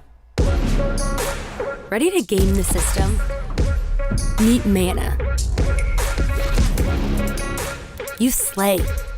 You achieve. You win. So should your bank account, because your power shouldn't stop when the game does. Mana is the best gaming rewards debit card where you can earn perks and points by paying and playing, and get rewarded with the things you actually want. And we make it easy to set up and start. Just sync your favorite games to your Mana account and start completing quests for next level rewards, like that skin you can't wait to show off, or your next gear upgrade. No gimmicks, no surprises, no kidding. So why pay any other way? Pay with Mana. Pay with power. Mana. Game the system.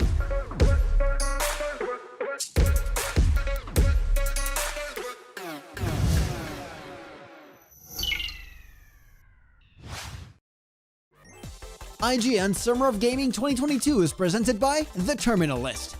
Watch the action-filled psychological thriller starring Chris Pratt only on Prime Video July 1st. And presented by The Callisto Protocol on PlayStation, coming December 2nd, 2022. Pre-order now.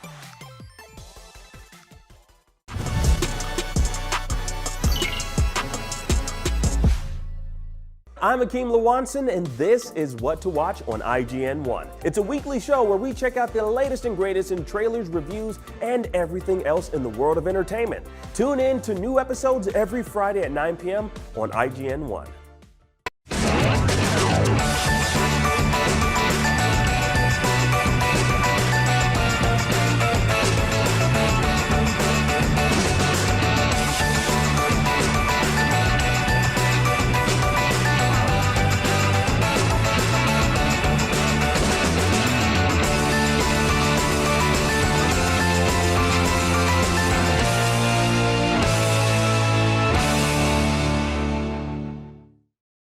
What's up, everybody? I'm Stella Chung, and you're about to get your weekly fix. This is the show where we round up all the biggest gaming and entertainment headlines you won't want to miss.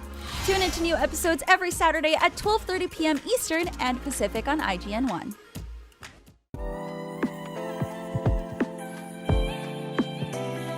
IGN Playlist is all of your games in one place. You can build your library and discover new games.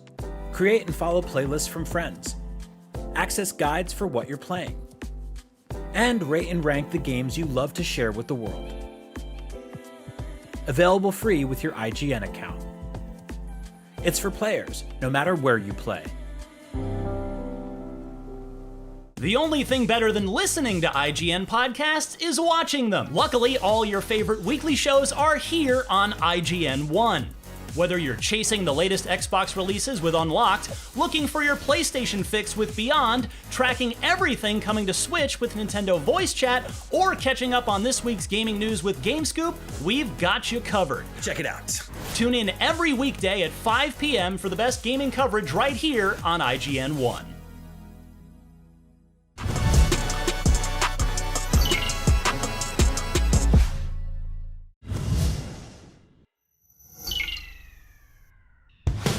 Welcome back to IGN Summer of Gaming, the most action-packed summer gaming event around, but it's about to get even more packed with action. Here's a block of action games just got real.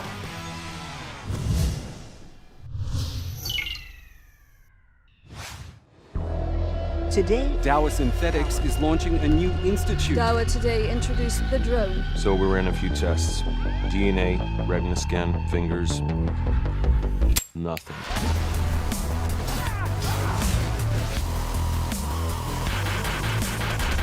This is not like the last time. I have powerful friends now, bitch. You're not a regular cop. Cops don't wear sneakers. I do. She doesn't know, does she? Tell me, what happens when she learns the truth?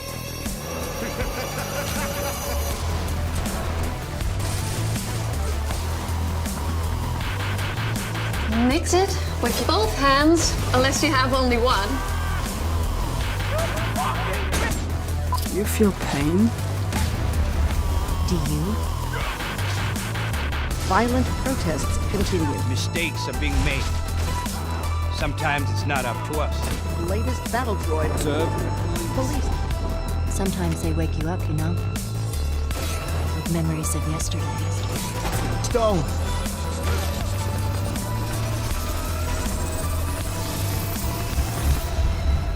Bodies, dead policemen, a crashed helicopter, dead fucking androids, no survivors. Just another day in the office.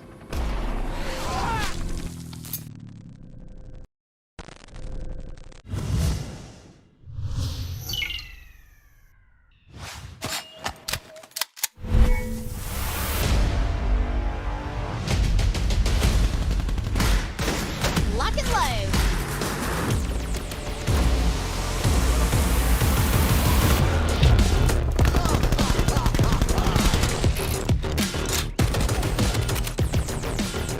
All right.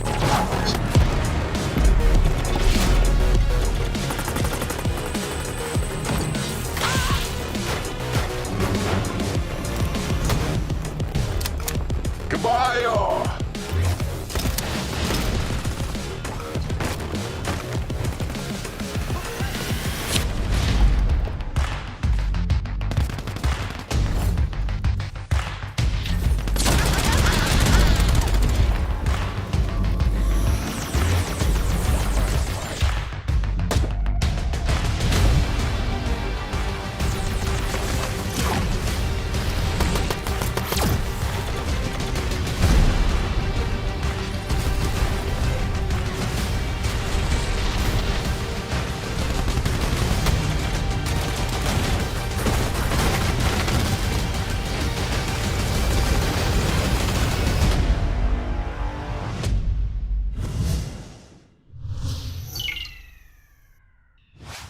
Welcome to Carnage Corp, where we start you on the path to being a better monster. Just follow these simple steps. Smash, bash, and stomp your way to success. But watch out for falling debris. An accident-free worksite is a happy worksite. Whether it's tanks, battleships, or the latest kaiju defense technology, the smart monster is vigilant with one eye peeled for anything. Anything. Clothes make the monster. Be sharp and find your own style. Don't forget to stretch. You don't want to get a cramp out there. Here at Carnage Corporation, we put people first. We reward hard work, ingenuity, and good taste. Congratulations, you're now one step closer to being your beast self.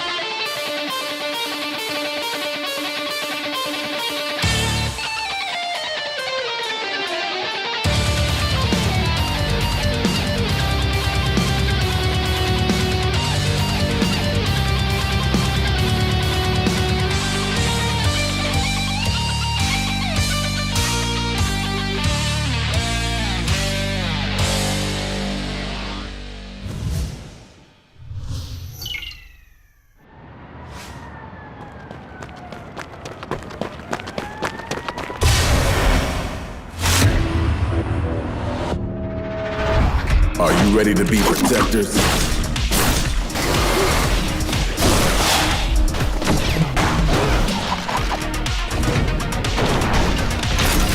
Let me show you what a shock trooper can do.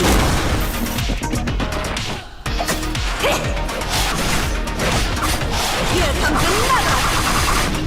I'm here to finish the mission, no matter what.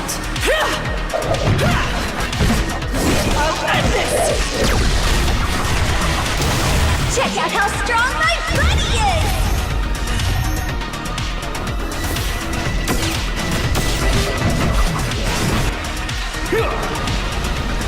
My strength has no match!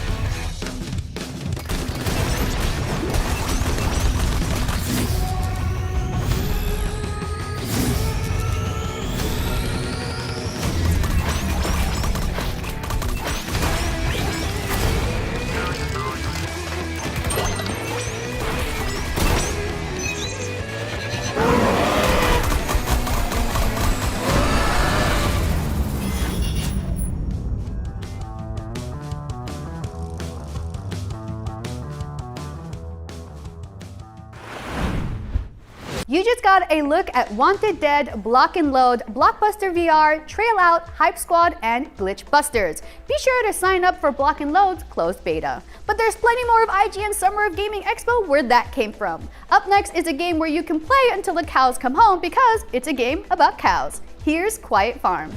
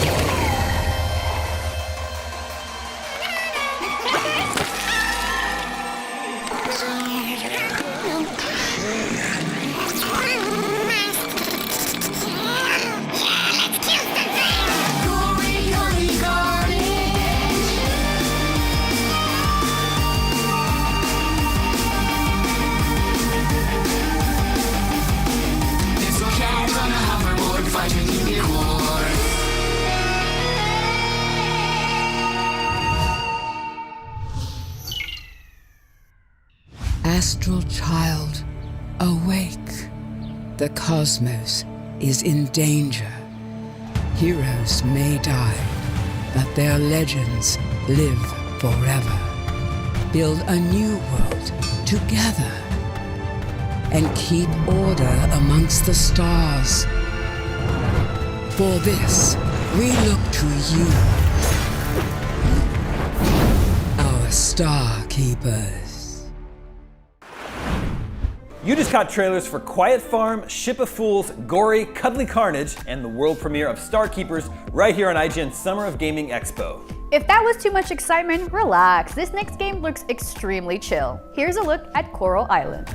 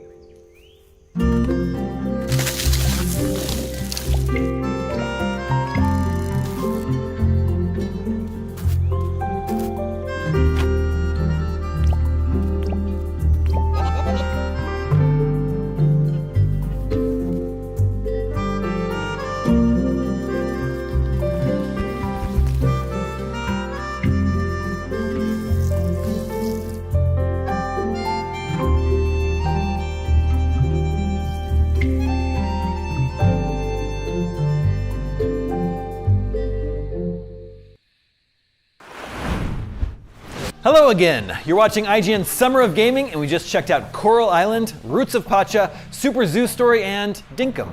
But right now, let's take a quick break. IGN's Summer of Gaming Expo will be right back after this.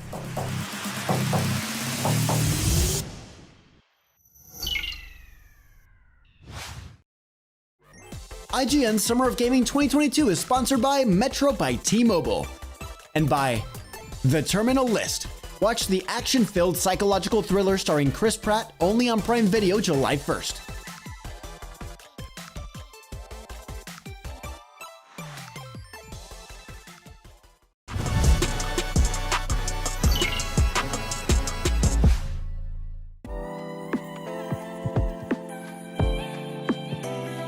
IGN Playlist is all of your games in one place. You can build your library and discover new games. Create and follow playlists from friends. Access guides for what you're playing. And rate and rank the games you love to share with the world. Available free with your IGN account. It's for players, no matter where you play. If you're not following IGN on social media, what are you waiting for? We're constantly updating our feeds to bring you the latest news, gameplay, custom original content, memes, the best user-generated videos and art, and a whole lot more. Be part of the conversation throughout the year. Follow IGN on Instagram, Twitter, Facebook, TikTok, and Snapchat. Tune into IGN 1 for the latest news on your favorite releases, gameplay exclusives, and all the entertainment you can handle. And maybe even some you can't. Cinefix on IGN 1, your friendly Friday night home for film fanaticism. You're watching The Weekly Fix, ready to fill you in on anything you may have missed in the world of gaming and entertainment.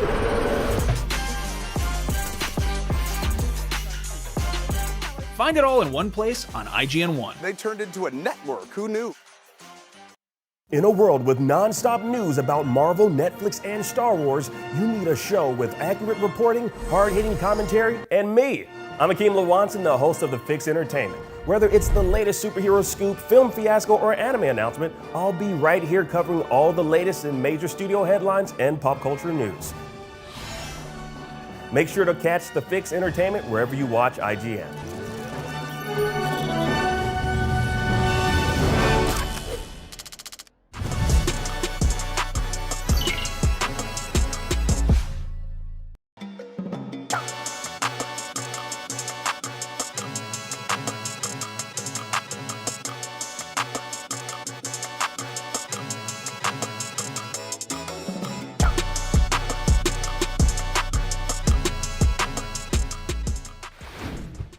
Return to Enoch in the brand new Outriders Worldslayer. Either continue your Outriders save file or jump in fresh with the level 30 boost. Here's a sneak peek of what to expect.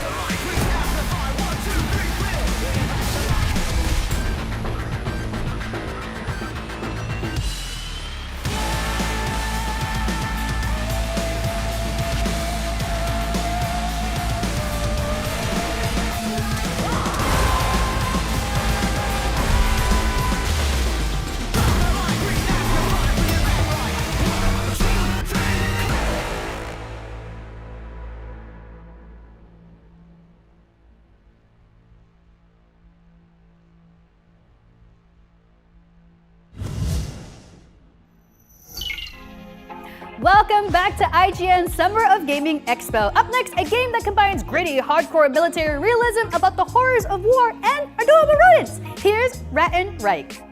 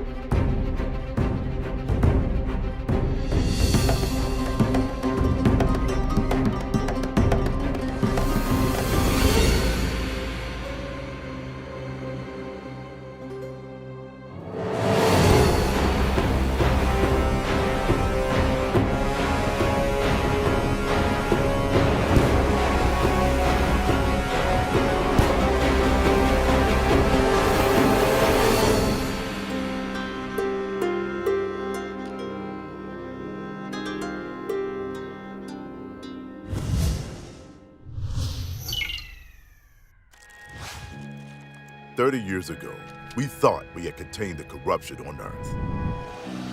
We were wrong. The corruption has reached the colonies. If we don't stop it, humanity will have nowhere to hide.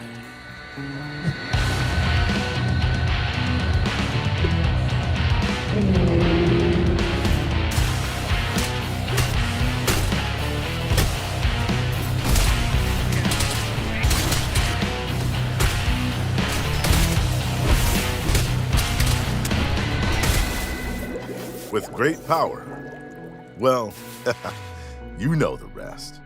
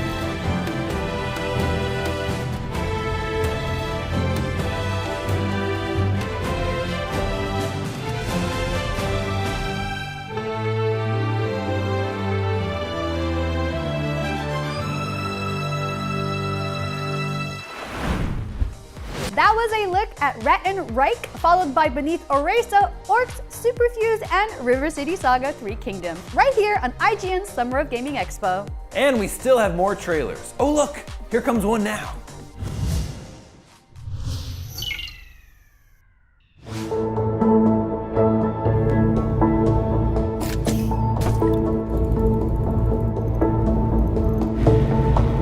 At Younger, we deliver the future. We do it right now. Skew, do you mind keeping watch? I need a piss. Yeah, sure. I'm on the lookout. Yeah, just look away. Sure, yeah. I'll watch. I can't go if you're looking. Coast is clear, mate. There's only me here. Don't look. That's what I'm saying. Just look away. Oh, right. Yeah.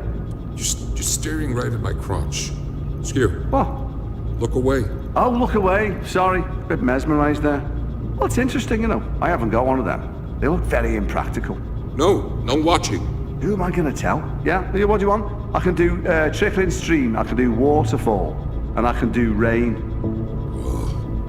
I'll hold it in.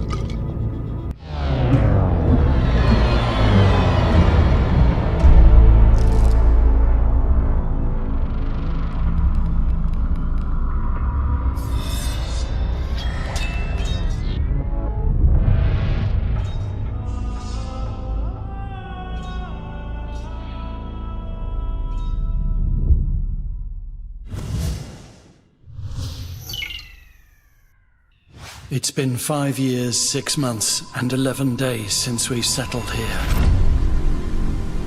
Our ongoing mission, to build a self-sustainable, closed ecosystem that'll guarantee humanity's survival into the impossibly far future. The most brilliant scientific minds of our time work to ensure our species can endure our upcoming challenges, whether it's nuclear devastation or the inhospitable surface of a newly settled exoplanet. To the brilliant minds in here, the outside world is but a distant echo of our primitive past. And despite it all, my greatest fear is upon us. Our mightiest achievement has turned on its creators.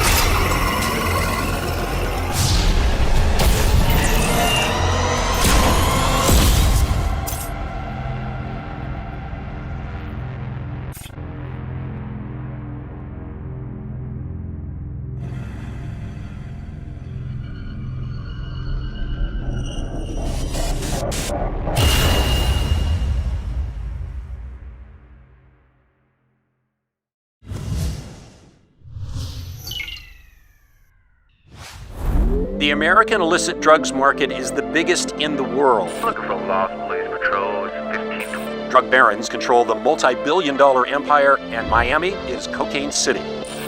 Okay, night shift just cleared the building. You've got 60 minutes to log into that cartel terminal and uncover as much of their network as you can.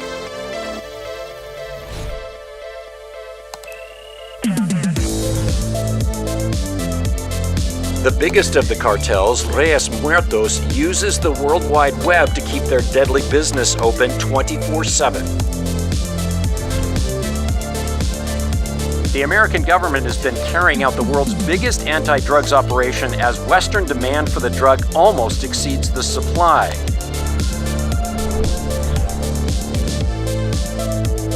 Special police squads use intelligence reports and, more often than not, their instincts in their search for cartel smugglers. Despite law enforcement's best efforts, greater things are expected. Damn it, one of the night shift guys just came back. Looks like he's headed your way. Get out of there. This case is blown. Meet me back at the station.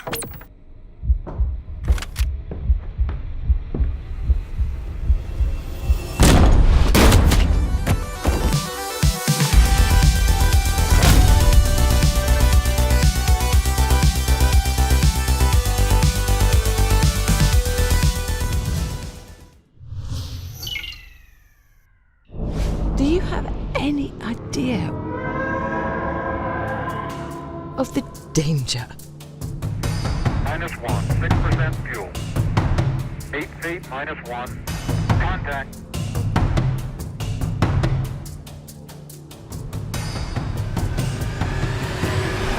My God, this can't be real.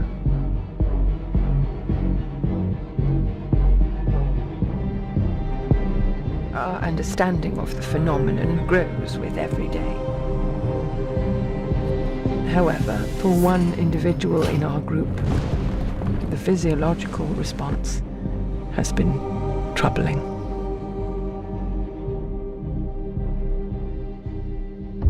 We've made a path for you. Please hurry.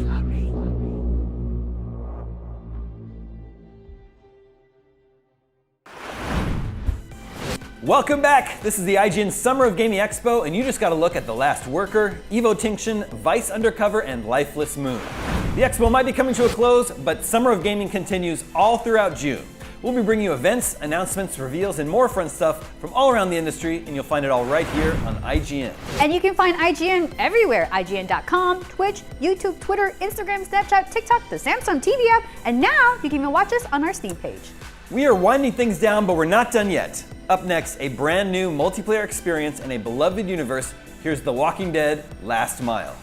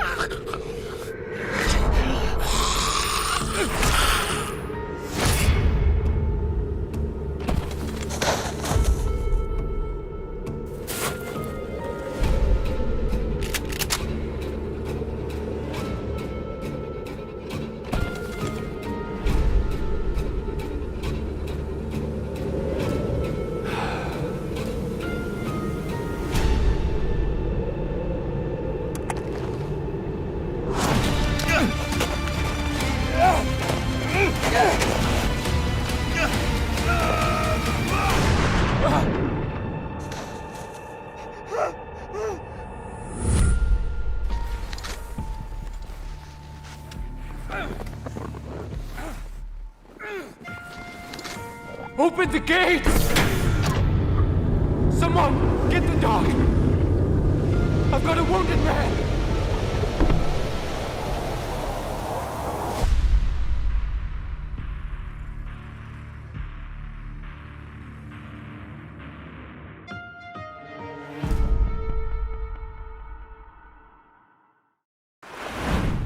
That was The Walking Dead: The Last Mile right here on IGN's Summer of Gaming Expo. But a friendly reminder that Summer of Gaming is going on throughout June. That's right. Here's a quick look at what's still on the way. Coming up very shortly is day 5 of Netflix's Geeked Week, which is focused on games today, and we still got the Tribeca Games Spotlight and Freedom Games Showcase. And be sure to join us again for the Guerrilla Collective Showcase, followed by the Wholesome Games Direct and Future of Play Direct, and then the NetEase Games livestream. And you definitely won't want to miss the Xbox and Bethesda Showcase on Sunday, followed by the PC Gaming Show. Whew, it's gonna be a busy weekend. It's time for us to say goodbye, but stick around because after the break, we've got the team behind Aliens Fireteam Elite stopping by to show off the latest expansion. And of course, a huge thank you to everyone watching at home. We'll see you next time.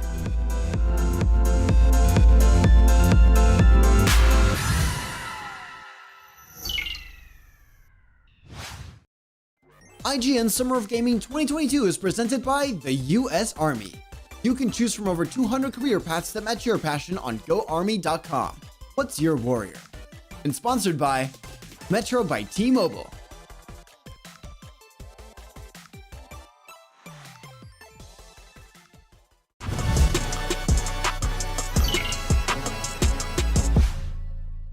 What's up, everybody? I'm Stella Chung, and you're about to get your weekly fix.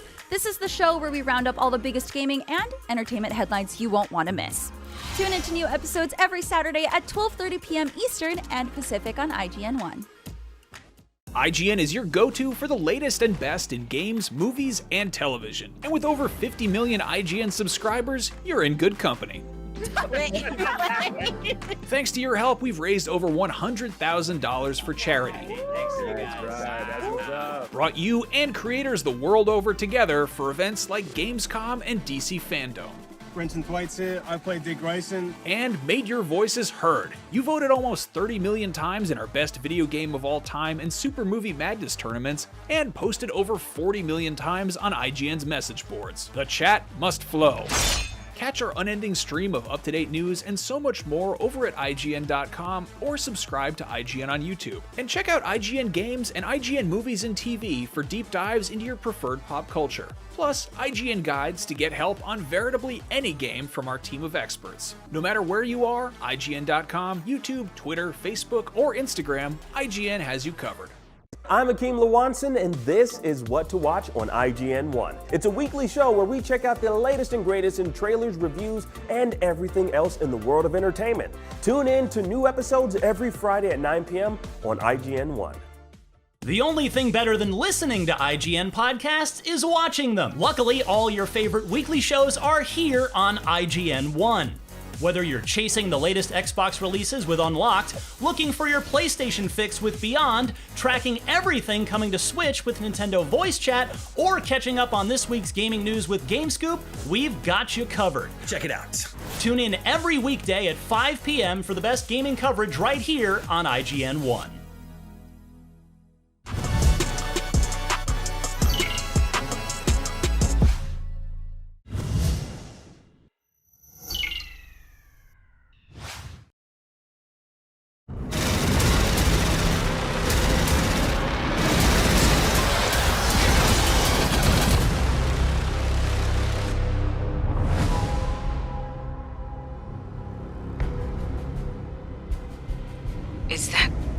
Was that a Xeno? The corpse was definitely a xenomorph, slain in combat.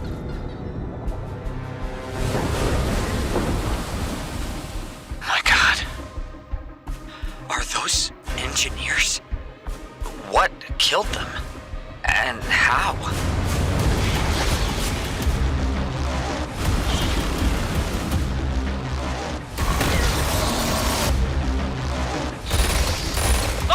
Xenos coming in! What the hell are those?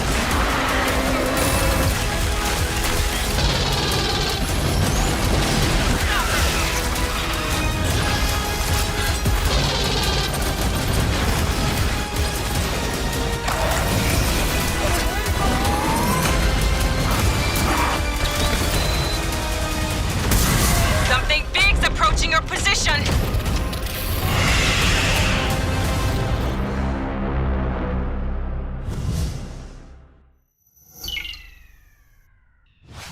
All right, now you just gotta look at what's coming to Aliens Fireteam Elite, and join me right now to break down what gamers can expect is one of the founders of Cold Iron Studios, Craig Zinkovich. How are you, sir? Good, how are you doing? I'm doing fantastic. I mean, I'm talking games with you. Anytime I get to talk about games, I'm super excited. Now, we're gonna dive a lot deeper into things, what we just saw, but give us a basic overview of the Pathogen expansion. So Pathogen expansion is the first paid expansion for Aliens Fireteam Elite.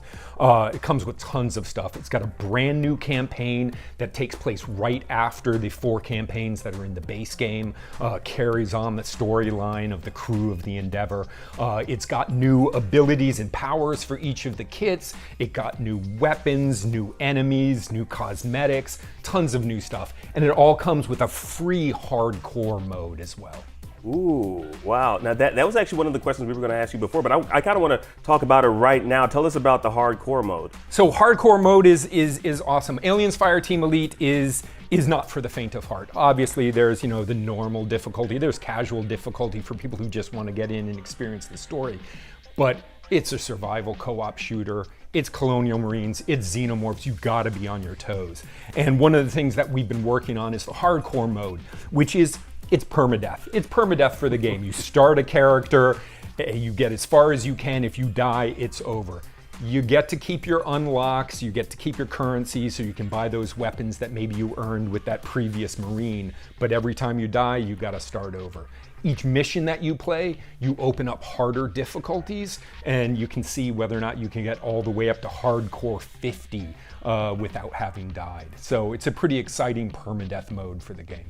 Oh my goodness. It's going to take a lot of training for anyone to get to that, I'm assuming. Like to get to 50, level 50? Definitely. 50 is crazy. Currently, we have difficulty levels that go up to insane in the normal game. Hardcore 50 is even harder than insane. It's going to be really, really difficult not to take a full, very coordinated fire team group of your friends in there and still not get annihilated. Now, the Season 3 Lancer went live back in April. Yep. Now, bringing with it, of course, like a bunch of free additional content. We're talking about a new class kit, loadout presets, challenge cards.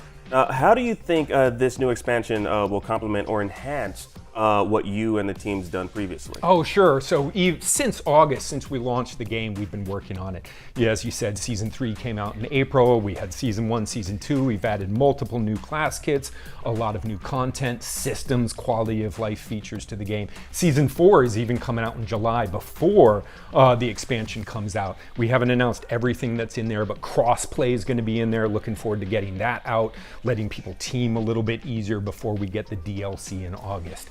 And all of that leads up to the new content, to the new storylines. Obviously, the expansion also has tons of new weapons, tons of new attachments. The expansion also has new, perks, new power replacing perks, which are basically abilities for each of the classes that we've launched since. So really, this year has been kind of building up all of those new additional things so that the expansion can be that, capper right at the end. That's so awesome to hear that, before we even get this expansion that we're going to get another season. That's so great to hear.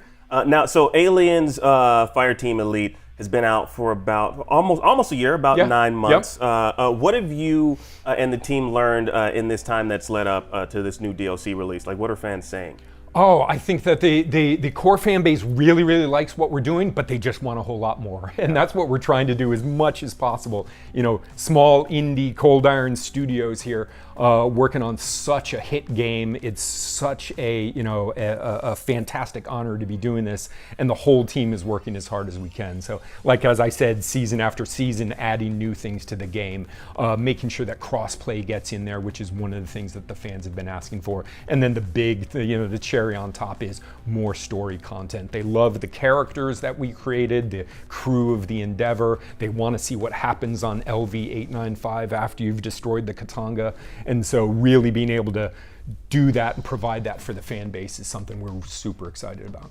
Yeah, and what I love is, because you and I talked about this off camera, is the fact that this takes place years after the movies, correct? Yep. So you're not beholden to, we're playing within the universe of Alien or Aliens or Aliens 3, where like you all are creating a new, I guess, new lore. I guess, Sure. would you say? Yeah, it's a cooperation, obviously, with Disney and all of the other, extended universe properties, the novels, the comics, stuff like that. But it really is an honor. It really is a privilege to be able to kind of add things to this universe that we're just amazing fans of. And so it's a labor of love for us to be able to play in this universe, and we take that responsibility extremely seriously. Now, Craig, we're gonna queue up some video for you to kind of just walk us through. Cool. But before we get to that, can you give us a breakdown of some of the new weapons we can expect to see with this DLC? Tons of new weapons in the pathogen. One of the things that I'm really excited about, we added a new weapon manufacturer, Alpha Tech. It's one of those things that is in kind of the extended universe. The lore shows up in like older comic books and some other games. But kind of expanding on that, there are a bunch of weapons from Alpha Tech that we're adding to the game. I think one of my favorites is there's an SMG that acts like a shotgun. And so it's like the fastest firing shotgun possible. That's kind of the dev team right now is having a really good time using that. That sounds freaking amazing. Now, okay, Craig, so booting up the game, what are players going to immediately notice pertaining to the pathogen update? Like, is it just new content, or will we see like any new unique weapons, aliens, or system overhauls? Sure. So the expansion comes with, pretty much the gamut of everything. Not only does it come with a brand new campaign that has new maps, new storylines, new locations, new enemies that show up in there, it also comes with, new weapons, loads of new rewards for the players to earn. So, dozens and dozens of challenge cards, weapon colorways, kit skins, hats, decals for your weapons. Tons of stuff that's going to show up in there. And then a hardcore is going to be there for everybody, whether or not you've bought the expansion or not. Woo! Wow. Okay, now tell us a little bit more about the campaign. Like, have you guys revealed how extensive it'll be? Like, how many hours would it take for someone to complete? You don't have to specifically say how many hours. Sure, it's hard with a co-op survival shooter game. Yep. It depends on what difficulty level. If you're going in casual, you're going to just take your time and kind of enjoy the storyline. But if you're going to play anything normal or higher, there are going to be deaths involved. It's going to be pretty difficult until your team gets to the point where you can get through there. So counting hours is a little bit more difficult. But it adds a whole nother campaign, 3 new missions. There are 4 campaigns in the game right now, so you can kind of, mileage may vary whether or not you're playing extreme, insane, or casual to see how long it takes you to get through all that cool storylines. But there are a lot of cool new mechanics in the new missions where, adds more replayability. There's places where the map topography, the paths that you take through the maps changes each time. So I think that there's some new things in there that adds to the replayability that the base game has with the challenge cards and the difficulty levels and everything else as well. Now, we talked about this off camera. We're both huge sci-fi nerds. I can say that. I can say that as a nerd. I can say we're nerds. So I kind of want to talk more about what this is based on. You all are introducing new storylines to the Alien universe with this expansion. What is it about the franchise overall do you think makes it so unique and prime for such exploration in the Aliens narrative and lore? I mean, it's just such a storied franchise. It is, if you look back, it really is the first. It's really the first Space Marine story. That's Aliens, right? I think that there's the typical fear of the darkness in space, right? And Alien captures that in that core, horror aspect of it. And then Aliens just kicked it up a notch with the action movie aspect of it, bringing the military out there, and still space and the universe is terribly scary. And there's just so many storylines since then, all of the comics, all of the novels, all of the different action figures and whatnot that have come out that just really captures the fans, and our dev team's imagination into what this universe can do and kind of the tropes and storylines that can be told there. Yes, we talked about this off camera.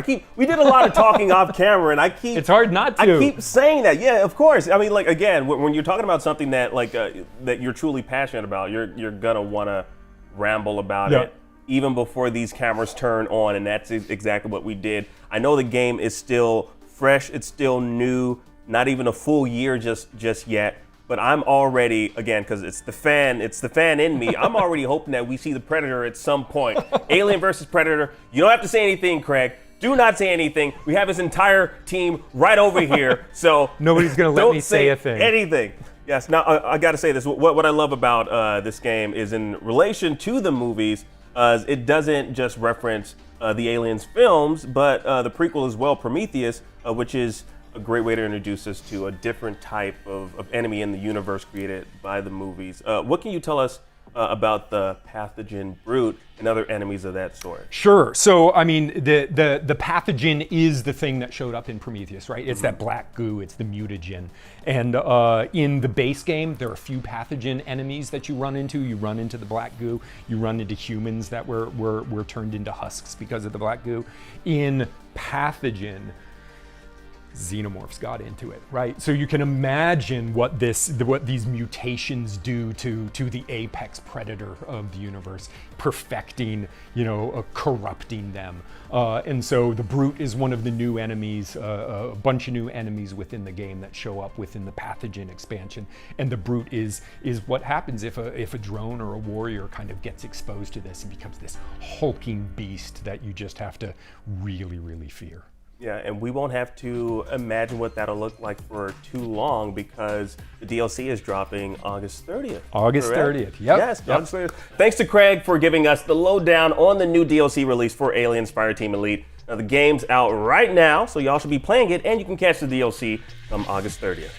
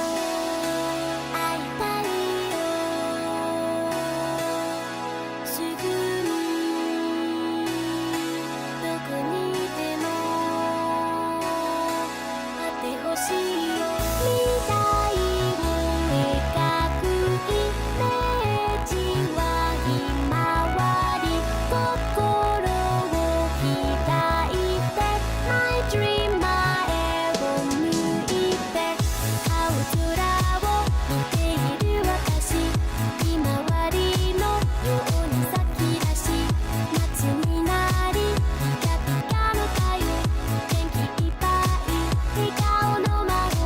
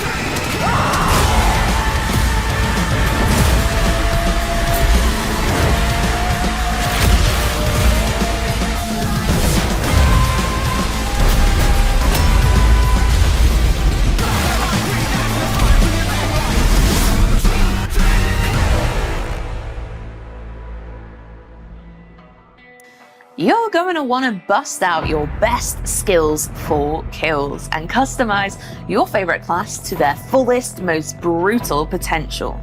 If you have the Pyromancer's burning desire to collect every item of gear, every weapon, every mod, and let's face it, why wouldn't you? Then listen up.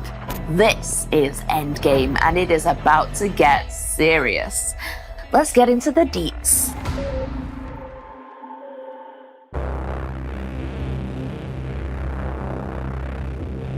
Hey there, fellow Outriders, and welcome to your biggest challenge yet.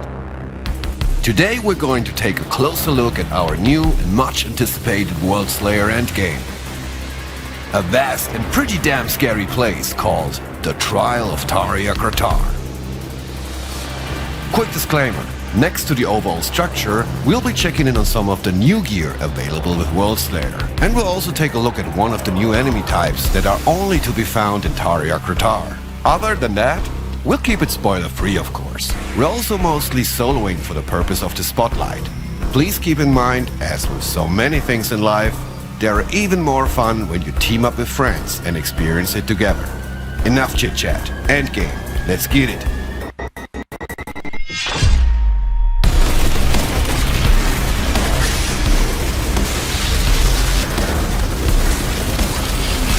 First things first. You might ask yourself, what the heck is Taria Kratar and why are we here in the first place? Sadly, we can't give you the full background and history of this place just yet, because that's something for you to explore, as it is very much linked to the Worldslayer story campaign. It's safe to say though, without revealing too much, that this place is deeply rooted in the legacy of Planet Enoch's mysterious natives, the Pax. Where's their father's power? His madness. I gotta find out what the hell it was. Let's start with an overview of Taria Kratar itself. The trial takes place in a new, huge and fully explorable area, including changing weather, day and nighttime scenarios.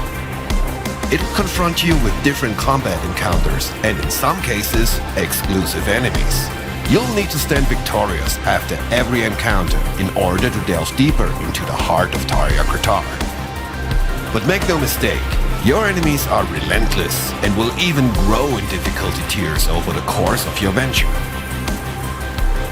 Every run starts at your base camp, conveniently set at the entrance to the trial area. Here you will find all needed amenities for your Outrider lifestyle.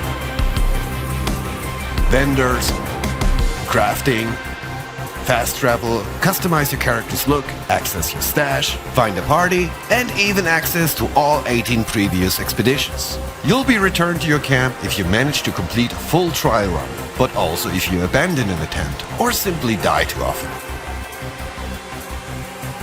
In any of those three cases, Taria Kratar's rewards will reset and be freshly obtainable.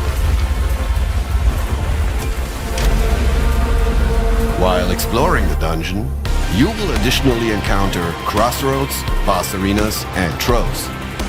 Crossroads may give you the opportunity to explore areas off the primary path, and most of the time they will lead you to troves. Boss arenas are mandatory to progress deeper into Taria Kratar. We are currently here. Our first crossroads is giving us the option to explore trove right from the get-go. I will talk about the specifics of troves a bit later. Let's go and wreak some havoc first. By the way, there's no timed element to the trial. You can complete them at your own pace, and nobody will scream chop chop at you while you stop, smell the roses, and just take in the nice view from time to time.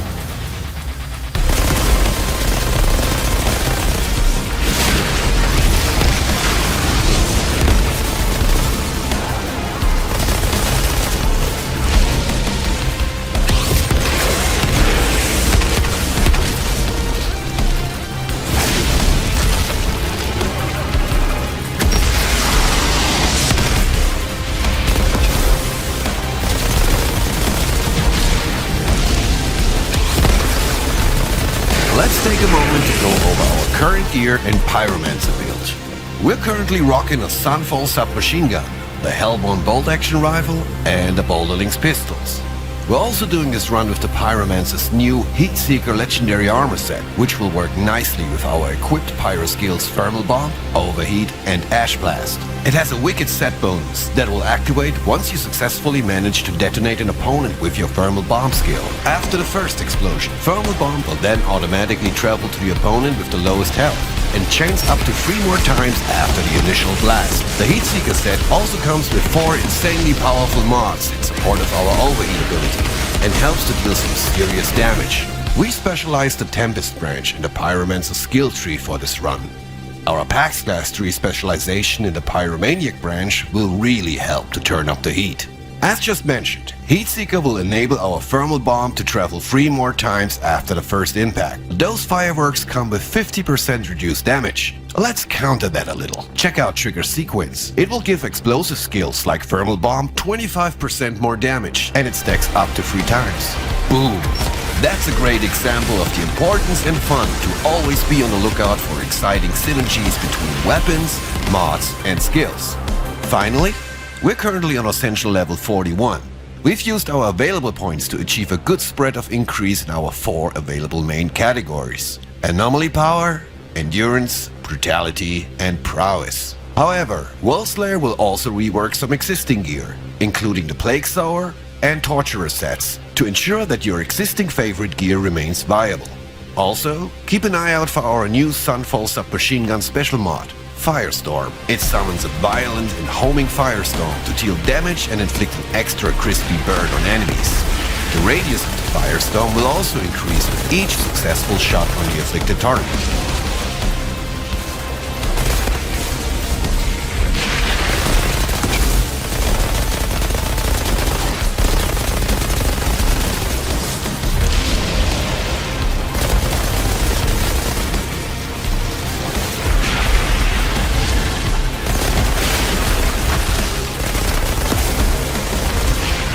That was fun. We'll swap to the Hellbourne Bolt action for the next encounter though. It will give you the Violent Rupture mod, creating a volcanic eruption on impact.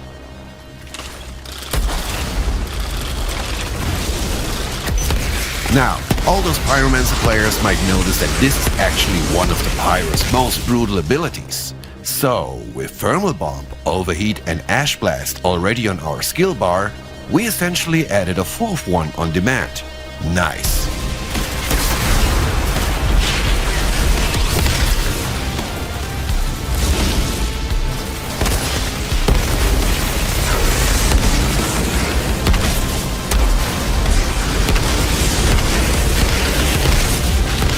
Now's a great time to introduce you to one of the Trials' exclusive enemies, the Shadow Beasts. Blink and you'll miss them. But rest assured, they won't miss you. These overwhelmingly effective predators join the roster of monstrous adversaries that you'll be facing. Shadow Beasts are the assassins of Tarja Gratar, and usually appear in small packs. Their sensitivity to the anomaly gives them the ability to cloak themselves, even while in motion. You may only be able to track them if they disturb the environment they pass through, or by using an area of effect skill to unmask them. Shadow Beasts use their superior stalking capabilities to get close enough to be able to attack you with their special abilities. With the most debilitating of these, they will be able to inflict silence upon you. The silence debuff locks the player's skills from being triggered for a set duration. During this time, you will need to rely on your weapons only to fend off enemies. Pretty nasty. I'd be also on the lookout for Beast Lords, experienced feral hunters who manage to tame these invisible killers and use them as tracker.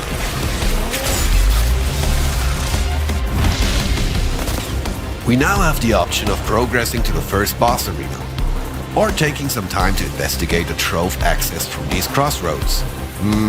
Let's keep that boss waiting a little longer. As we mentioned earlier on, troves are optional areas that you can explore as you progress through Tarja Gratar. They're dangerous enough to potentially cut short a dungeon run, but their rewards are well worth it. Let's remind ourselves of why we're all really here. sweet, badass loot. And Troves offer something new to the Outriders universe. Targeted apocalypse gear, loot, farming. Each trove will individually offer a particular slot of gear.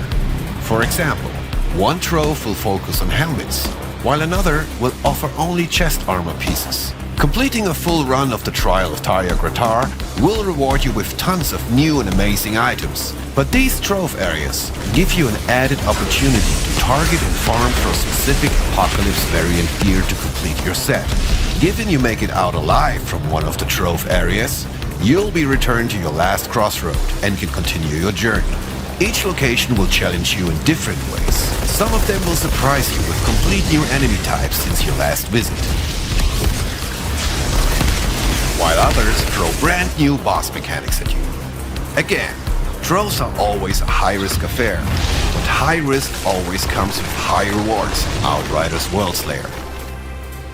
So just to state the obvious, the Trial of Tarja Gratar is repeatable at any point and designed with high replayability in mind.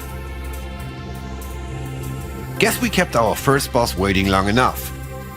And I'll leave you now with a few glimpses of what's to come. We hope you will have hours and hours of amazing fun in Tarja Gratar. Take care and goodbye, lovely people.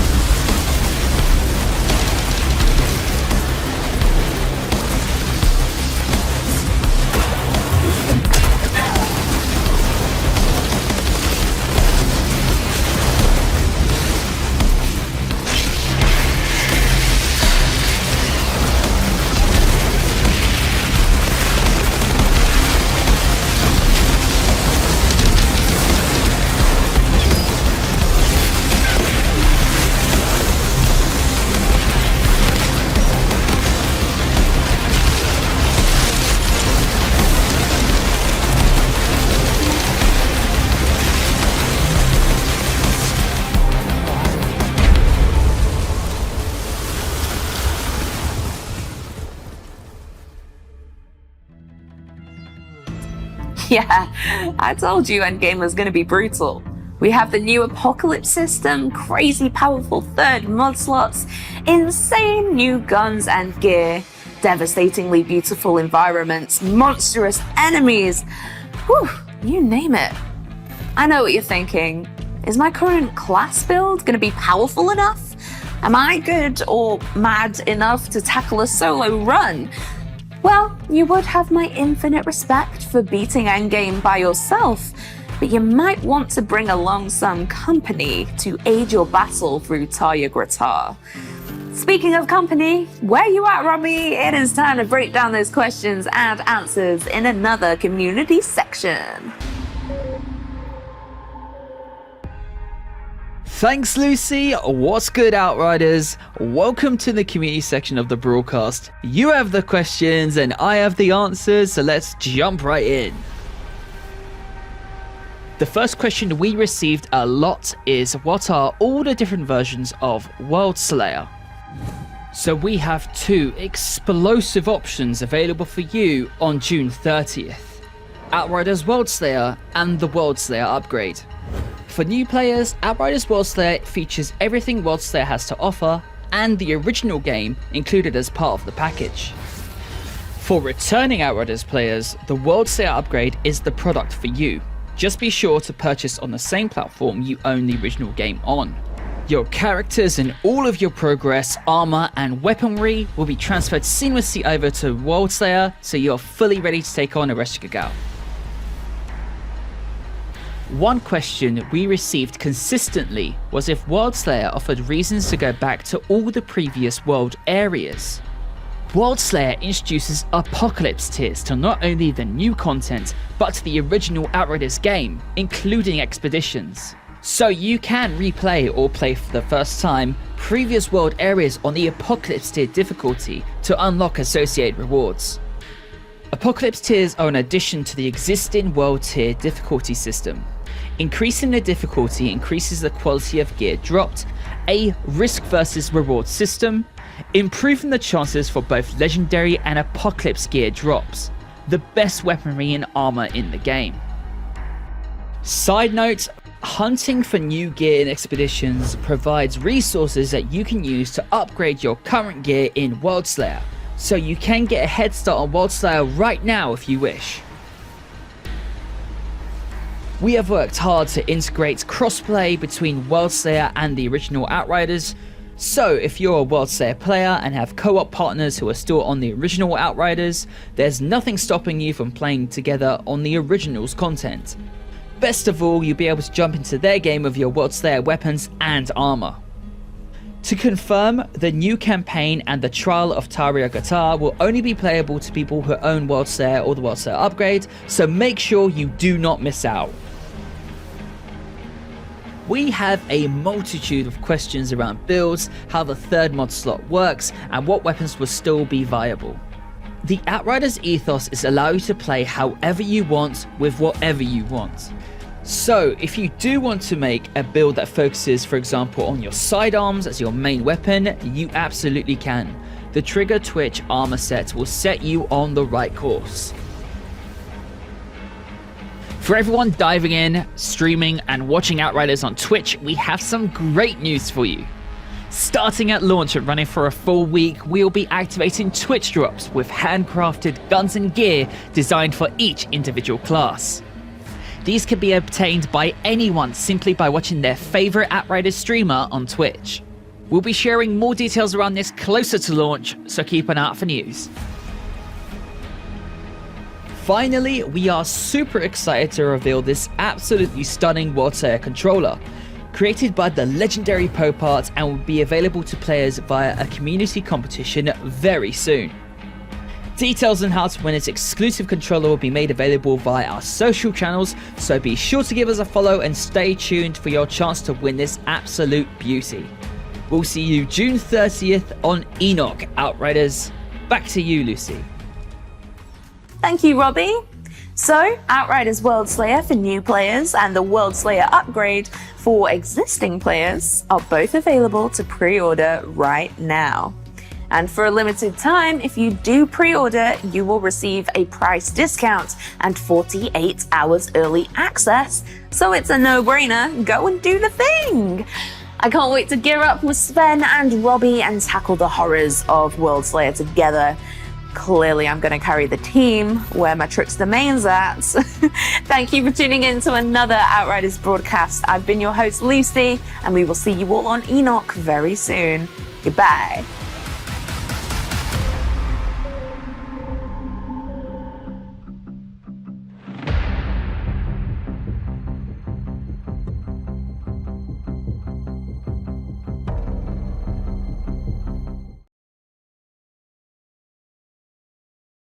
Like wall run grinds and other acrobatic tricks on a skateboard without the complexity of button inputs.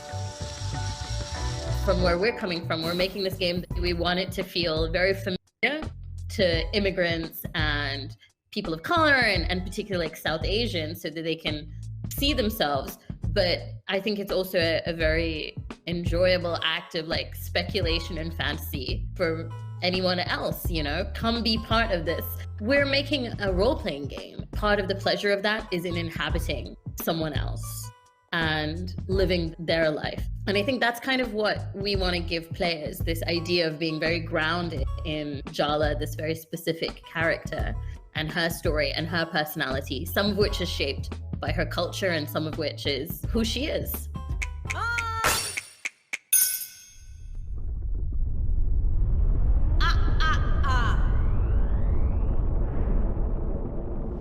Not the chapel!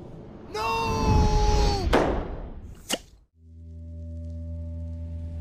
Imagine a world where the richest people on the planet move to Mars in the midst of a climate catastrophe. In The Cub, that's the question facing a child who has found a way to survive in the ruins of a mutated Earth. But when the ultra-rich return on an expedition, they may get a lot more than what they bargained for.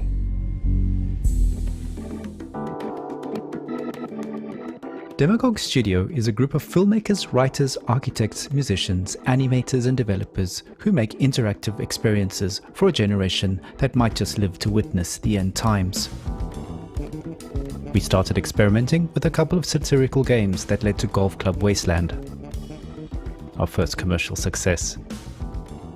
Currently, we Demagogues are working on 2 games, one of which is a prequel and sequel to Golf Club Wasteland, a 2D cinematic platformer called The Cub.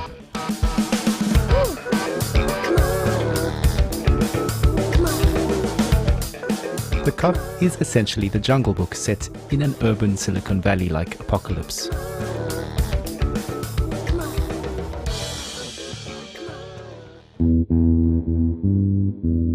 After the Great Climate Catastrophe, the ultra-rich have evacuated to Tesla City on Mars. The rest of us died. Years later, when a research mission revisits Earth, they spot a human-like mutant kid while playing golf. Upon discovering the Cub, the science expedition turns into a relentless safari-like hunt. The kid ducks and dives through urban ruins. The little barbarian bastard has a plan. I'm the son of no one. I am the son of no one. While traversing this vibrant post-apocalyptic world, the Cub wears a space helmet he scavenged from a dead Martian. The helmet airs Radio Nostalgia from Mars, a radio station based on Mars, streaming music and stories of Tesla City dwellers' memories of their former home, Earth. Radio Nostalgia from Mars.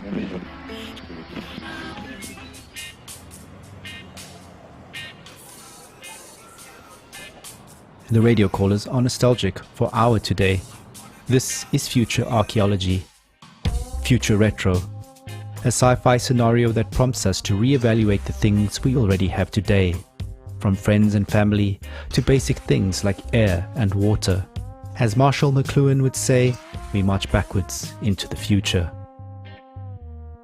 Similarly, the brutalist architecture in the environment serves many non-obvious functions. Brutalism stands for the 20th century and its apocalyptic war history.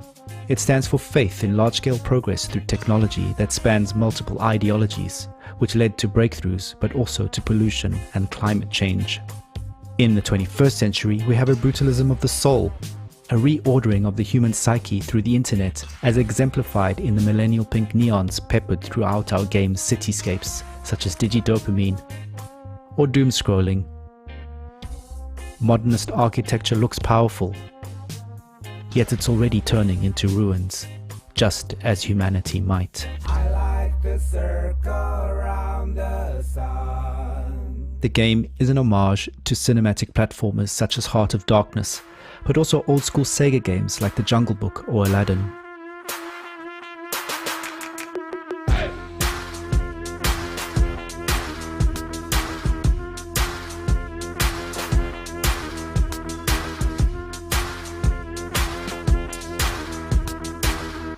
Further inspiration is drawn from classic literature, cinema and popular culture, a reflection on our commitment to storytelling and world building. The game has numerous interactive objects to find that enrich and inform the narrative, and also poke fun at future and current events at the same time.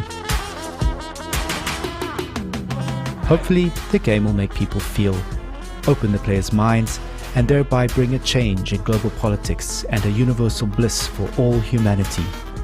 You know, what platformers are best at, enlightenment of the soul.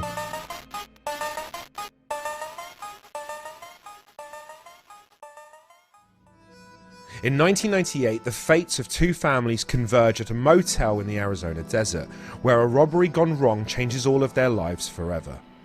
As the tale unfolds over the next few decades, step into the shoes of multiple characters to decide how that night will alter the course of their lives through a unique art style featuring actors digitally integrated into a beautiful cinematic world. This is As Dusk Falls. Hello, I'm Caroline. And I'm Charu. We're excited to be here and we'd love to tell you more about Interior Night and our game As Dusk Falls. Oh, hey there. Got your car towed back for you. You were right. It's more than I can fix with duct tape and a socket wrench. What do I owe you? Nothing. Your guests. Get it round back, quick! What in the world? On the ground, now! I said get on the ground! As Dusk Falls is an interactive story, the decisions you make do have consequences. Our story is a crime drama that explores the intertwined lives of two families over 30 years. We have the loving family, the Walkers. So, what's next? License plate game? Another round of row, row, row your boat? And the Holts, which are the more desperate family. Come on. This is 2 Rock, not NYPD Blue. Now get looking for that safe. As you play the game, you will be stepping in the shoes of different characters. First, Vince, the dad, who is rooting his family to Missouri. You are my flock, and I plan to herd you to St. Louis in high spirits. And on their way in Arizona, they get caught in a hostage situation.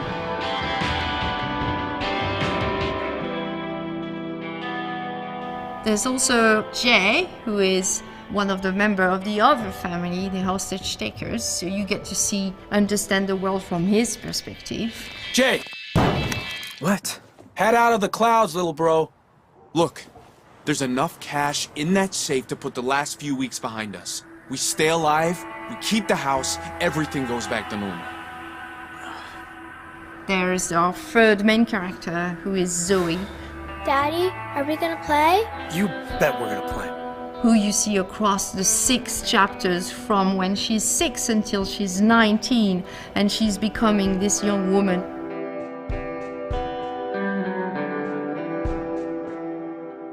The visual art style of our game is unique, and it was crafted especially to tell this compelling story.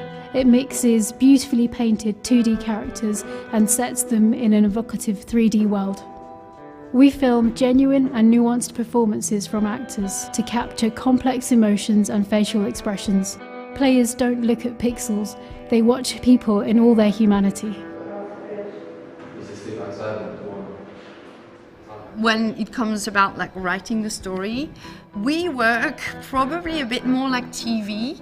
It's a very long process. It's dozens of versions of script. So it's not a linear one version of the story. We have to think all the choices, all the narrative space, all the branches feeding into one another. It's kind of a 3D map.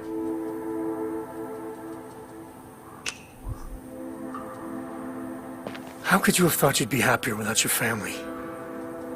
I mean, without mine, I'd be... I don't know. I guess I just never liked being tied down. With a family, I felt...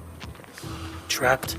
We wrote every character from a place of empathy, and we try not to be judgmental towards any of them. We try to understand each of them. And I hope the players will feel the same way and try to empathize and understand and relate with all of them. Did you get the money?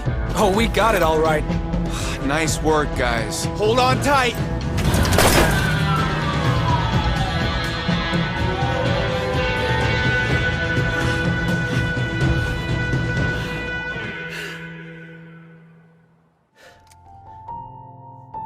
Family meals are a time not just to create memories, but to share them.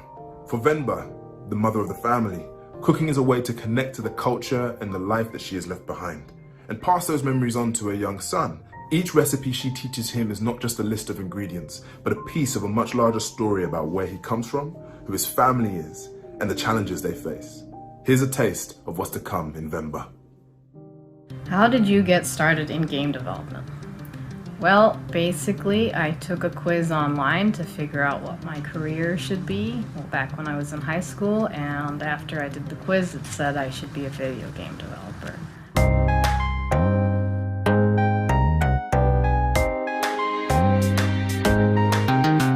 We were working on this project called Balloon Man. It was this Mega Man style boss rush game about this depressed superhero whose superpowers are only to make balloons. We were a couple of months into the project when Abby texted me this paragraph pitch of Venba. I remember the day I was eating at a restaurant with my mom and my sister.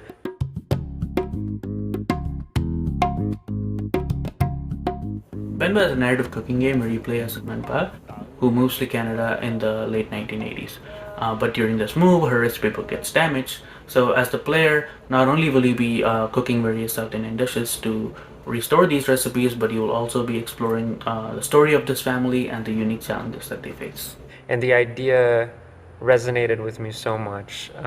Maybe because my mom was there, I felt a connection to the idea because it's about a mother and a son. It was too compelling to not work on, so we decided to move on to Venba. Venba at its core is about the relationship between the mother and the son. One aspect that we wanted to touch upon was the loss of language.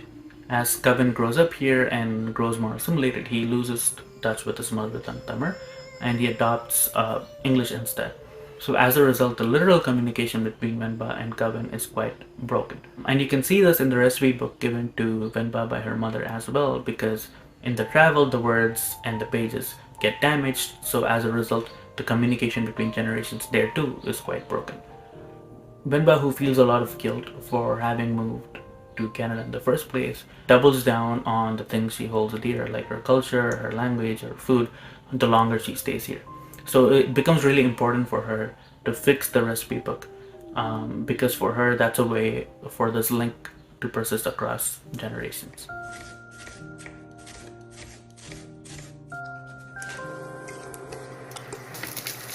In our household, we very rarely ate outside food, so cooking was very important. Everything was made from scratch and daily. And unlike Venba, there were no recipes. Food was just made by testing, taste, improvising, and asking around. The cooking gameplay specifically was a big challenge for us. Most cooking games that we know take a lot of the physical elements of cooking, like chopping an onion or flipping a pan, and turn those into actual gameplay mechanics. This didn't really fit the theme and the story of Venba, and that's where the damaged recipe book idea came to fruition. We thought that a puzzle-based cooking game made for a much more compelling and appropriate gameplay mechanic.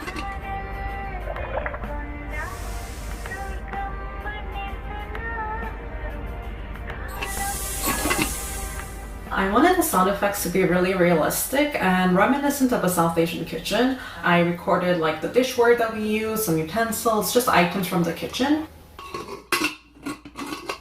But that also involves a lot of recording of actual cooking. I wanted the sounds to be very nostalgic for those that grew up in a similar background. I wanted this emotional impact to come across through sound. The music in this game, it primarily comes from an in-game radio influenced by Tamil movies and music that were a huge part of my life growing up, and we took a lot of effort to make sure that the songs sound like something you would hear back home when you would turn the radio on. It was the hardest thing for me to choose what recipes get showcased in the game. It's impossible to do justice to the wide range of dishes and cuisines that we have.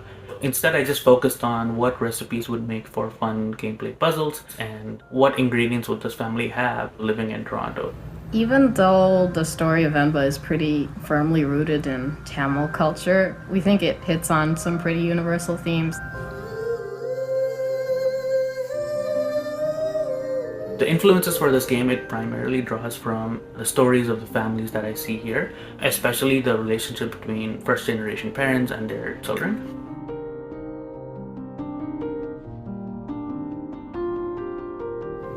We're hoping that in the future we'll keep being able to tell these kinds of intimate stories through gameplay.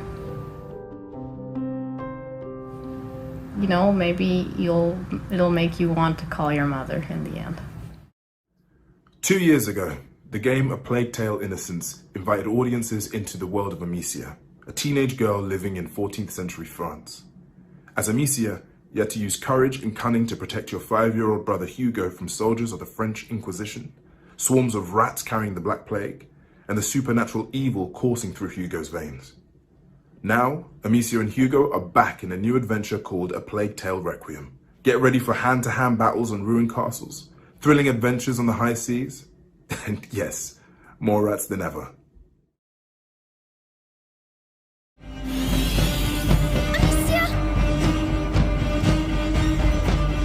He doesn't deserve this.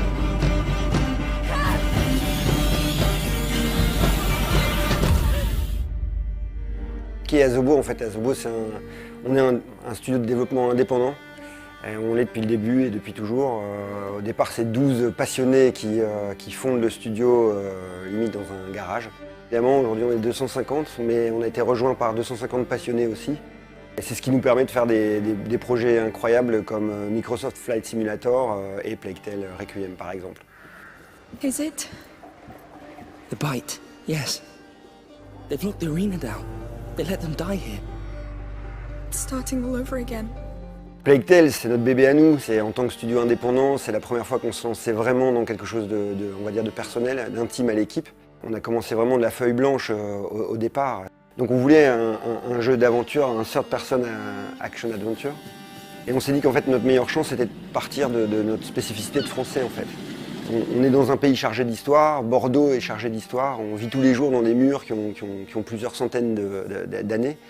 Et c'est quelque chose qu'on manipule avec justesse et ce qui nous a permis de donner au jeu une identité vraiment forte et de s'écarter un peu du côté heroic fantasy et d'aller dans quelque chose de plus cru qui corresponde exactement à la nécessité de construire une histoire qui s'ancrait dans le réel pour mieux partir dans le fantastique et dans l'émotionnel quand c'était nécessaire. I don't know what's happening to me, Lucas. I feel my mind going. Une grande sœur, un petit frère, c'est quelque chose qui résonne en nous, qui va parler un peu à tout le monde.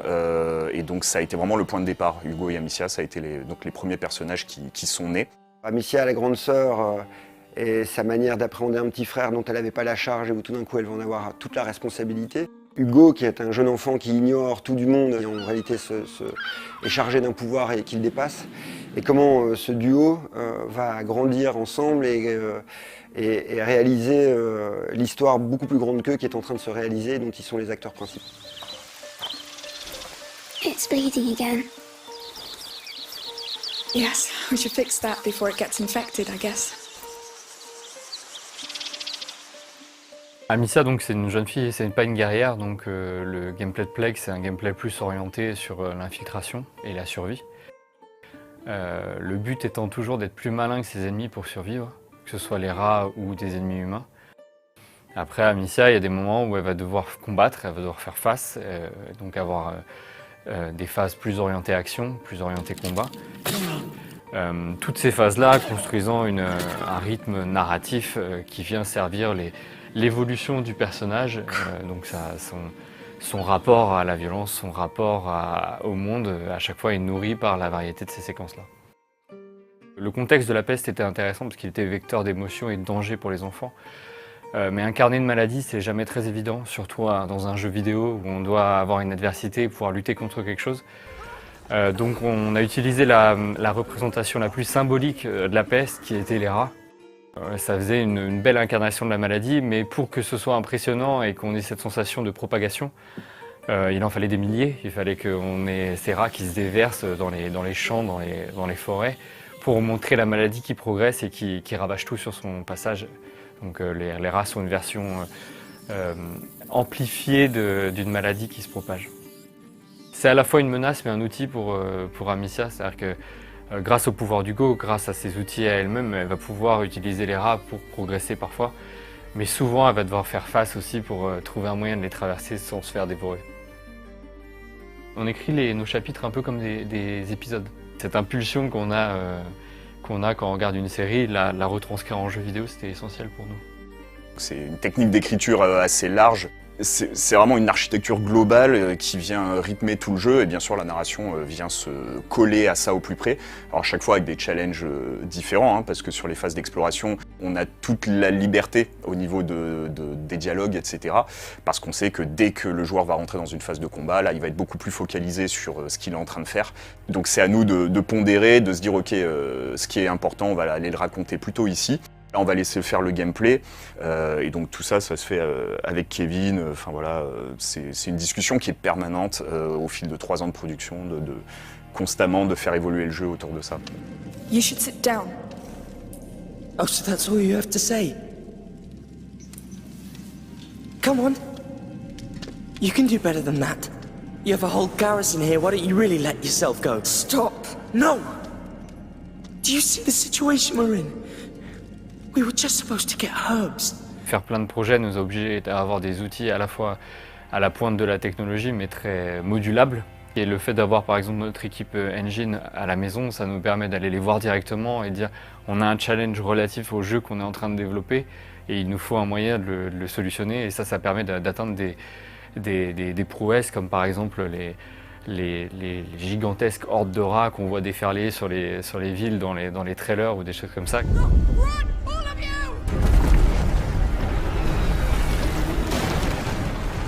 Mais après, on a vu aussi nos faiblesses à certains endroits, notamment puisque, il a fallu s'en rendre compte, hein, les cinématiques qui demandaient une logistique très lourde. Donc en fait, on a vraiment investi sur un studio motion capture qui nous appartient et qui nous a permis d'avoir une énorme flexibilité en termes de tournage. I don't know what's happening to me, Lucas. I feel my mind going. Donc Olivier de Rivière, notre compositeur, c'est quelqu'un qui amène énormément de choses dans le jeu et donc il arrive et il a plein d'idées. Et là on parle vraiment d'émotion, on parle vraiment de comment colorer des scènes donc avec de la musique. Et il y a des moments où il nous sort des compositions incroyables et on regarde le level en face ou la séquence en face, on se dit tiens c'est super ce qu'il a fait mais nous on n'est pas au niveau du coup. Donc il va falloir se battre un peu pour remonter nos trucs et accompagner sa musique parce que ça marche dans les deux sens.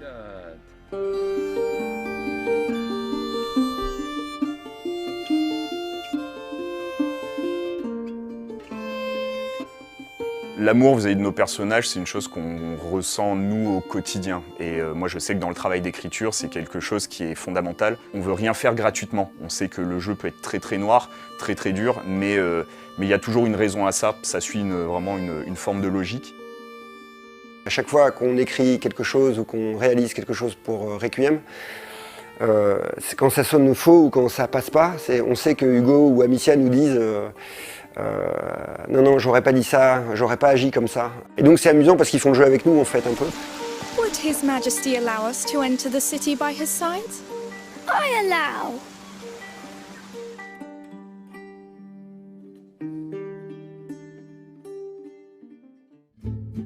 When Cuphead came out in 2017, the first thing people noticed was the distinctive cartoon art style, inspired by the golden age of American animation where every frame was drawn by hand. Now, Cuphead is back with a new adventure called Delicious Last Course, with a whole bunch of new enemies and ways to die, and a new heroine named Ms. Chalice. So, if you are up for the challenge, get ready for Cuphead Delicious Last Course.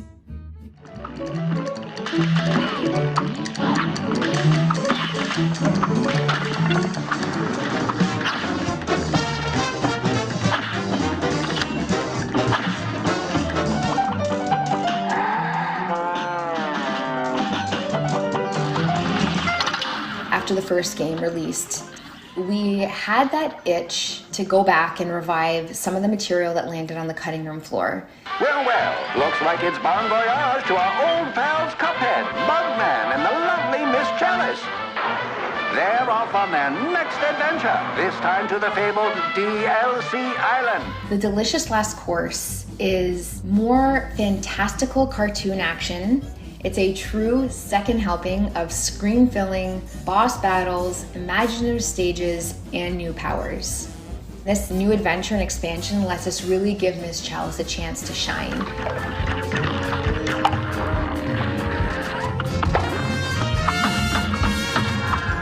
always envisioned her playing a really important role as part of the main trio of heroes.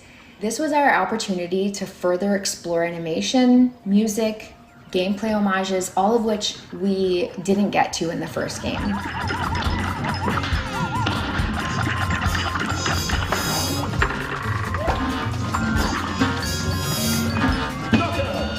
The origin of the original Cuphead character, we probably went through about 300 concepts. We began brainstorming in the 1930s tradition of giving inanimate objects faces and personalities. We really wanted to create a central character that could sit alongside some of the iconic joyful heroes we loved growing up, like Felix the Cat and Mickey and Bimbo. And then one day we just had one of those amazing aha moments when a loose sketch of a silhouette of a cup and a straw began to take form that would eventually become Cuphead.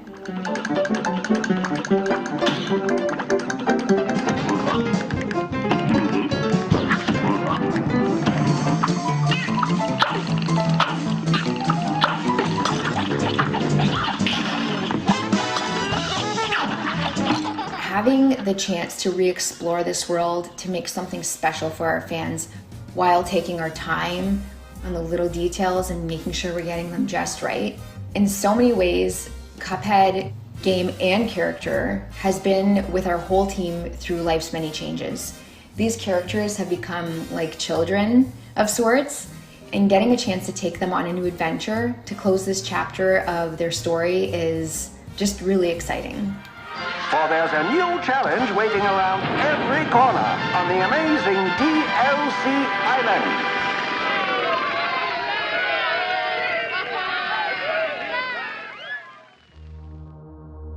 2016's Oxenfree introduced the supernatural coming-of-age story of a teenage girl named Alex and her friends celebrating the end of a school year on the mysterious Edwards Island, contemplating their futures and accidentally opening a ghostly rift.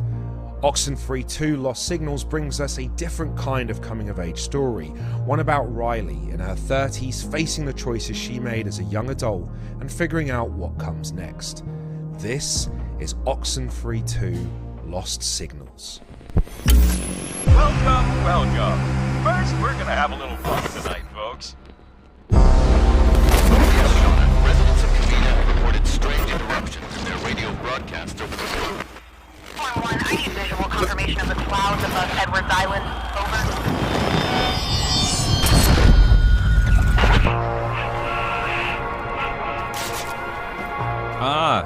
Bit of a leap there.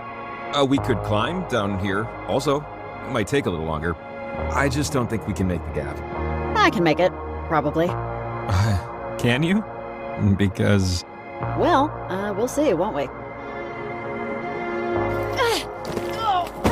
Riley! Riley! What I think has allowed Oxenfree to have such a long life in the hearts of our players are these characters. It's all about the characters. The characters of Oxenfree are intended to feel like people that you would know. You're invested in their well-being. The issues that they deal with are ones that everybody can relate to. What does it mean to lose somebody that you love? What does it mean to be entering a new moment of your life that you're totally unprepared for? It's open-ended enough that you can always ask yourself, what would I do in this situation? Watch your step. I don't think this was meant for tourists.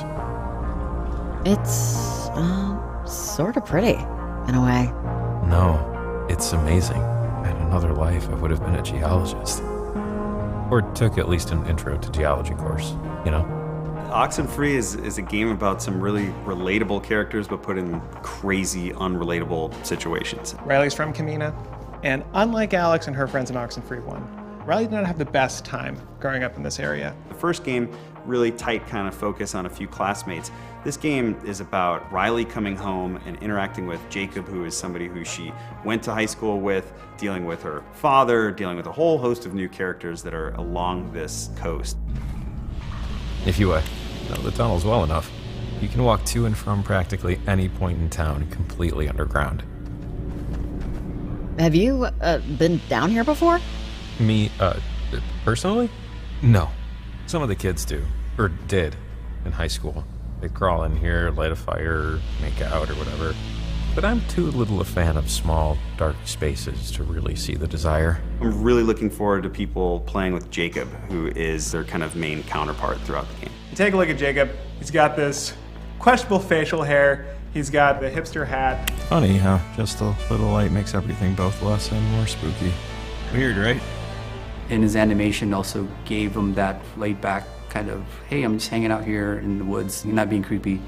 Jacob actually has direct ties to the events of Oxenfree 1, and particularly the history of Maggie Adler.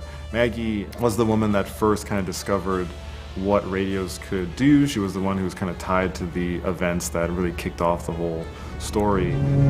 Hey, if you're on this frequency, Yes? my mom used to tell me stories. That's why I'm calling, because one of the stories was about tonight and the things that are going on. The cool thing about the radio is that it opens up a whole different axis of exploration to the player. It's not just exploring Edwards Island as a space, it's exploring Edwards Island as an infinite number of kind of radio frequencies. Certain objects in the game will resonate with certain frequencies.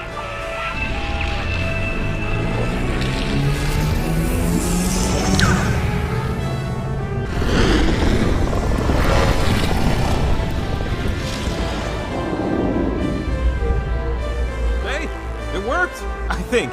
I mean, we're not dead. The alternate timelines in the Oxenfree universe are really interesting because it allows the player to explore the possibility of going back and changing the past. I think we're back when the mine was somewhat operational. I don't think anyone's around. Let's see if the time tear opened anything up. The player gets to open these portals in time and go through them and talk to these other ghostly characters. Portals are getting open when they don't want it to happen, and so they've got to deal with the ramifications of that. Portals are fascinating, very beautiful, very mysterious, but ultimately very dangerous. Jacob? The stakes are very high for this one. One, we've got a new set of antagonists who are actually actively trying to open a portal on their own for some nefarious reasons. But two, while that is happening, we're seeing tears in time. Those tears are allowing things from completely other timelines to start coming in and out of our timeline. It's going to be much less about some localized little thing in this town, and it's more about the fabric of time and space kind of melting down. I mean, look, when you're messing with the time-space continuum, that's just a bad idea. Riley, come in, Riley. Can you hear me? Riley? Riley, are you there?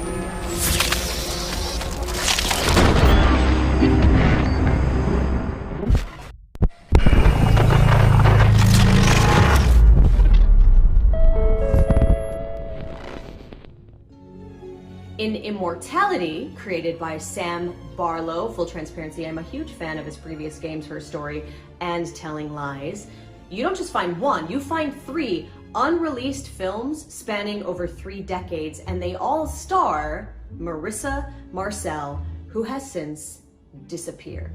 So, can you watch footage and behind-the-scenes clips and interviews to piece together the mystery of Marissa Marcel? This is Immortality.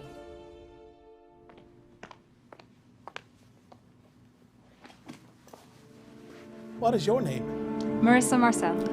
First heard about Marissa Marcel in 2015. I was at a party in Hollywood and I was listening in to these old guys, writers, producers who were big in the 70s.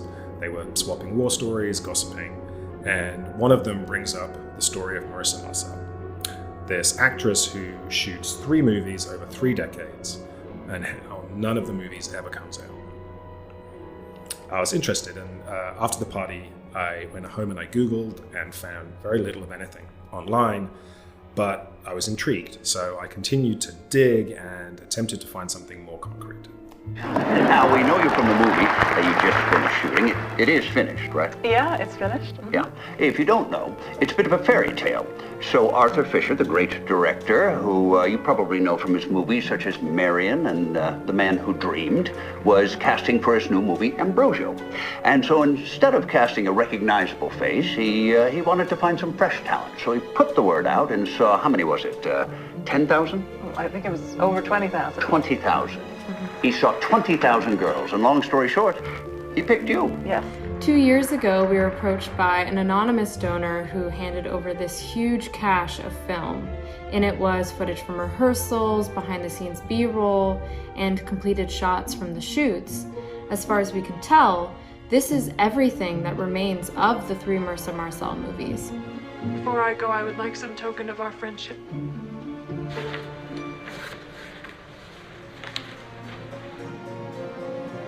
You could have walked away from this. We brainstormed how best to use this footage, how to make it available to the world. So first we very carefully cleaned and scanned all of the film, digitizing everything. But there were enough gaps where we weren't able to cut full movies. So we took some of the ideas from my earlier games, Her Story and Telling Lies, the idea of a more exploratory way of viewing film stories, and we built on that. We created a virtual movieola, a way of looking through the footage as if you were back in the editor's suite with Arthur Fisher or John Durick. And to build on this idea, we came up with a new mechanic, a kind of visual concordance. Does this work as a confession?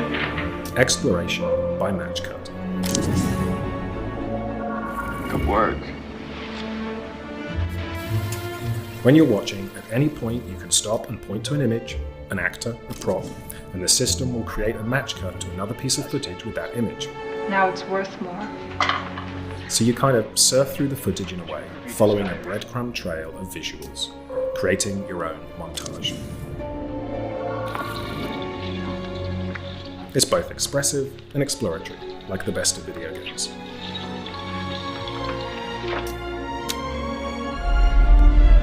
When you have a situation like this, where no one really knows what happened to Marissa Marcel, people tend to fill in their blanks. Their imagination goes to dark places. I would not use the word haunted.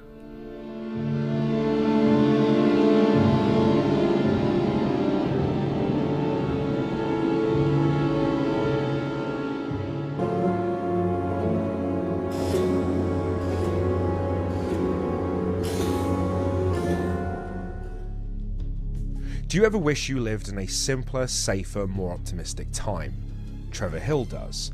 He lives in Arcadia, a utopian American town in the 1970s where the future seems brighter than ever. Like the other citizens of Arcadia, he is a contestant on a reality show where viewers are secretly judging his every move. When Trevor learns the truth from a rogue technician, he goes on the run. But how do you escape in a world where everyone is always watching? En American Arcadia, nada es lo que parece. Now in its 55th season, American Arcadia. Y es que Arcadia es en realidad el reality show más visto del planeta y está gobernado por rankings de popularidad. Control subject on the run on camera 4025. Interrupt broadcast immediately. Bienvenidos a Arcadia, una ciudad retrofuturista de los 70, donde todos los ciudadanos disfrutan de una vida de confort y de lujos sin saber que están siendo grabados las 24 horas del día. Para nuestro protagonista, Trevor, que vive una vida simple, aburrida y feliz, esto es un problema. Life was mundane. Y cuando descubre la verdad, tendrá que escapar de Arcadia. Stop immediately. Run! Keep running for God's sake. Por otro lado está Ángela, es el ángel de la guarda de Trevor. Es una hacker dispuesta a todo con tal de salvar a una persona normal, por el mero hecho de hacer el bien. The hallway to the server room is tracked by 3 surveillance cameras. I need to get close to the cameras and upload the loop footage from my cell phone. Uno de los puntos fuertes de American Arcadia es la dualidad entre Ángela y Trevor. Y eso también se ha intentado transmitir en cierta manera al game. Get over that crane, Trevor, quick! The crane? Yes, trust me! Oh, no, no, no, no, no, no, no, no, no. Tenemos dos tipos de gameplay totalmente diferenciados. Por un lado tenemos el side-scroller, el 2,5D, con acción y plataformeo, persecuciones y, como no, puzzles. Por otro lado tenemos la jugabilidad en primera persona, con un tono un poco más pausado, que nos lleva a experimentar mecánicas de exploración, sigilo y hacking, usando siempre los puzzles como parte central de la jugabilidad. All the videos are uploaded and playing the loops. I can enter the server room now. Y bueno, para American Arcadia las referencias visuales más inmediatas son el show de Truman, la fuga de Logan, el prisionero y algunas otras. Lo cierto es que muchos de los miembros del equipo nacimos y crecimos durante la década de los 70, por lo que no hemos tenido que ir muy lejos a la hora de buscar inspiración y referencias visuales, puesto que la mayoría las llevamos ya dentro de nuestros propios recuerdos. Muchos de los programas de televisión, series, concursos, etcétera, que veíamos en nuestra niñez, pues están presentes de alguna manera en American Arcadia. Una visión bastante brillante y colorida de lo que serían los años 70. Los personajes, los ambientes, incluso el mobiliario, representan esta versión utópica y bastante kitsch de una ciudad de los años 70.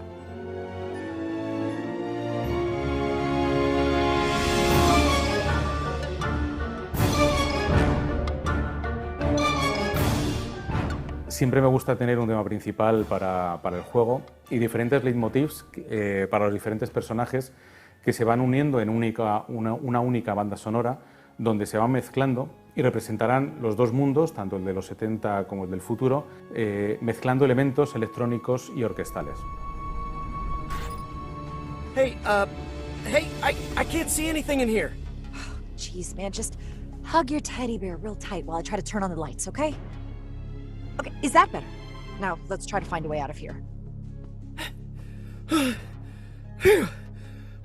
Trevor, are you wheezing? You're in terrible shape, man. Don't you get any exercise at all? No, not since PE in high school. Because of my metabolism, I don't easily gain weight, so I don't usually do any... Okay, I'm not here to judge your lifestyle or your dietary habits. Just save your breath and keep going. In American Arcadia, what we want to tell is that you don't need to live just for getting likes on social networks. Just do the things that make you happy. You don't need to care about what the others think.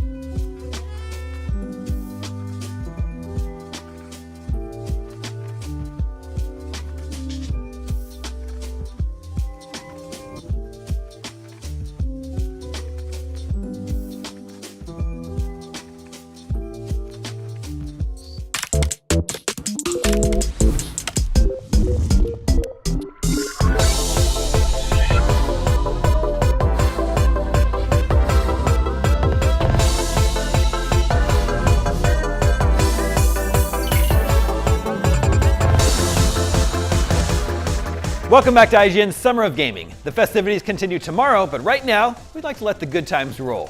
Freedom Games is a publisher founded in 2020 that was built on the very notion of partnership, supporting independent developers and helping them get their games made. In partnership with Freedom Games, IGN is proud to present a showcase of all the upcoming games they've got in the works. Enjoy.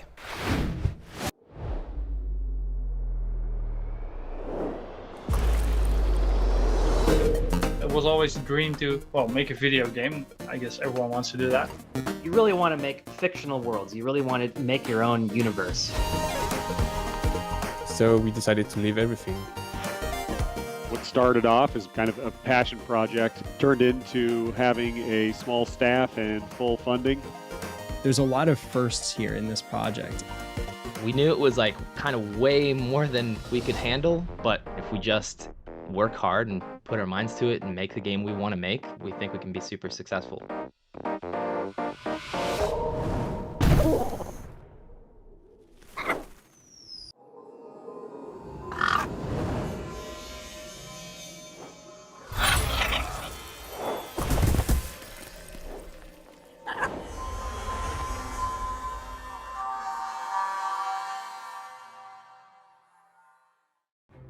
Good Heavens is a cozy open-world sandbox crafting game with procedural map generation and storytelling. The player's goal is to improve their base and character while exploring a rich world with different biomes, races, cultures, and cities. We offer a unique dynamic class system for co-op multiplayer, enabling various playstyles. It's possible to play a game as a fighter, farmer, cook, miner, trader, or even as a card player. Each player in multiplayer can play individually within the team. Some of them are exploring, slaying monsters, and doing quests from the cities. Others are building the base, farming and taming animals. Traders are building roads and trying to find unique resources from other cities. The team events gather the team together. Slaying a boss or organising a beer festival can be team events. The world of Good Heavens is created procedurally. Moreover, the races, the cities, and their cultures, also the history of the city with its neighbours and their behaviours, are procedural as well. Players might come across wild combinations. A town of nudist elves are radical and aggressive as part of their behaviour, so they're attacking anyone who enters their town with their clothes on. Another random combination could be BDSM-loving vampires or hippie werewolves. It's a comedy game and we do everything with that in mind. Once we create the world with its towns, cultures and history, the world will start interacting with itself. The cities will start evolving according to their cultures and their respective technology path. They trade with other cities and harness resources from their environment. If the player gives them the tech, they will continue their evolution. They will make new buildings. With those buildings, they will make new weapons, and eventually they will attack their rival city and destroy it. A single action by the player can lead to enormous outcomes. If you're watching this, then it means we want you on board as well. So jump in. What are you waiting for?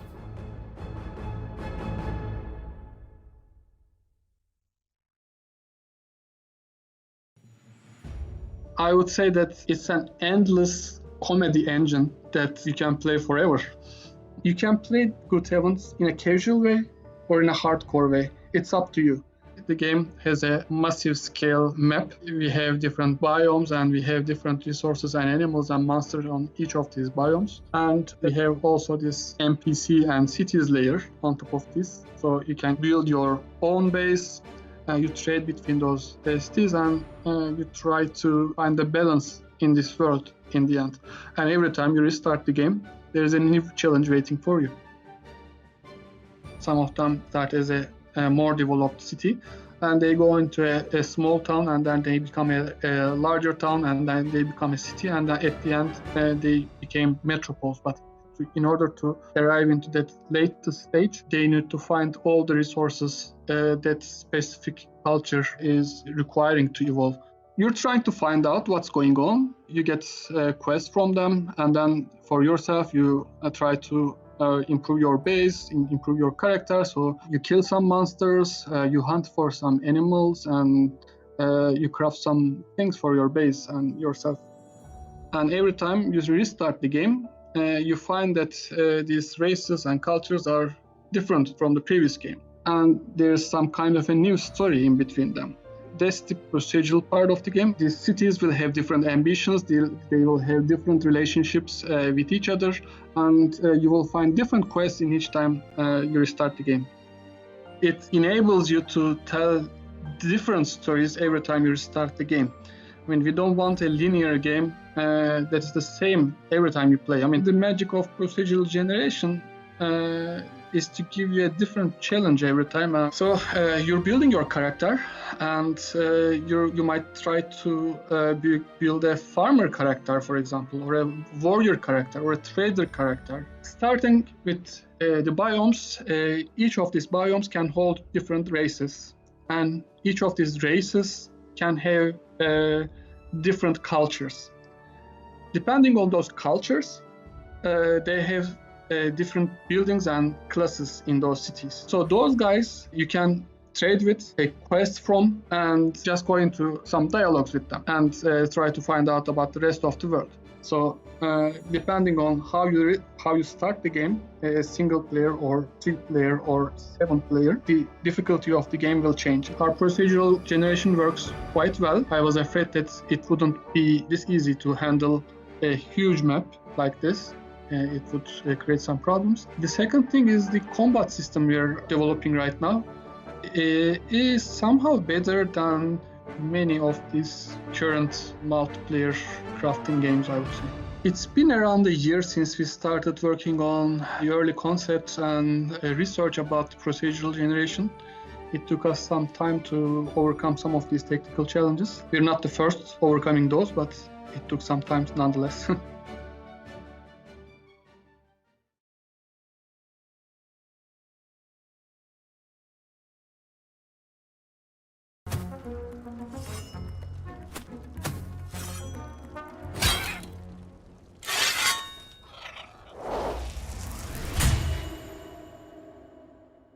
Legends tell of a golden time in years past of great clashes, heroes, and triumphs.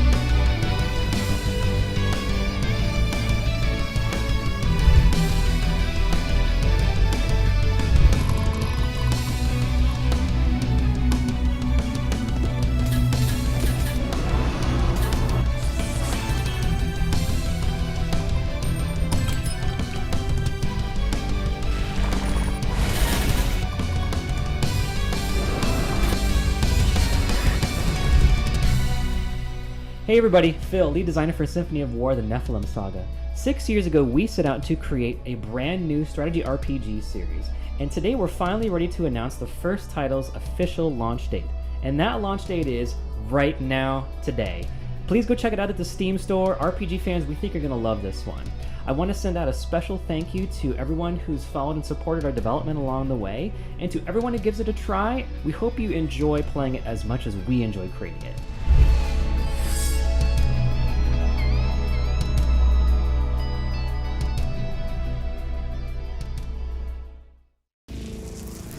My name is Phil, and I am the co-founder of Dancing Dragon Games. Symphony of War, the Nephilim Saga, is the first in a strategy game series that we are developing.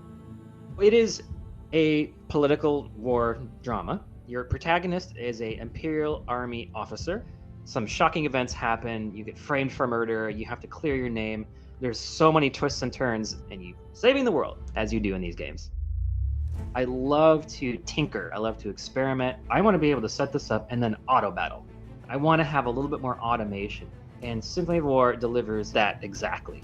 It's turn-based, and the bulk of your micromanagement is done before you go into a mission or a chapter in a home-based sequence, and I love that. In the home-based phase, you will be able to buy stuff, and that's, hire conscripts or mercenaries. You can buy artifacts at the shop.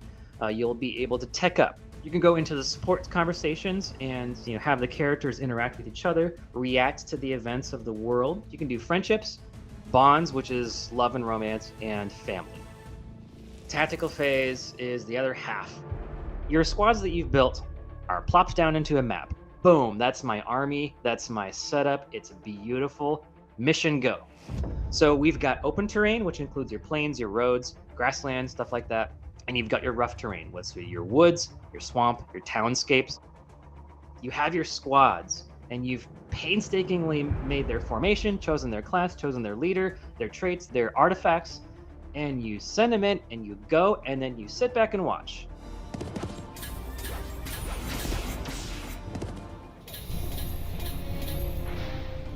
The enemy is pretty clever in this game, I gotta say. Hats off to my programmer for that.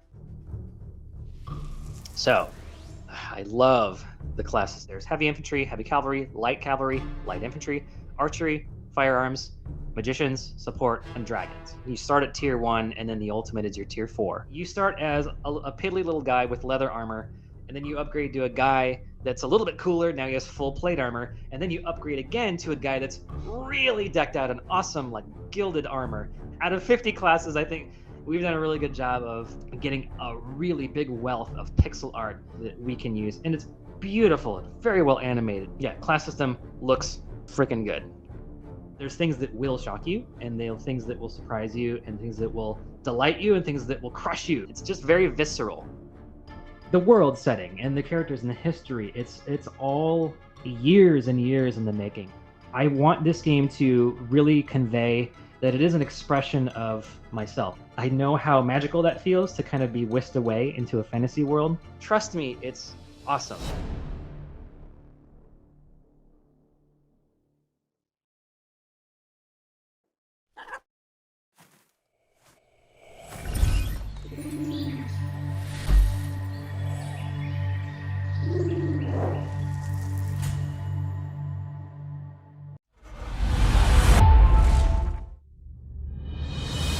There was a time when we forgot who we are.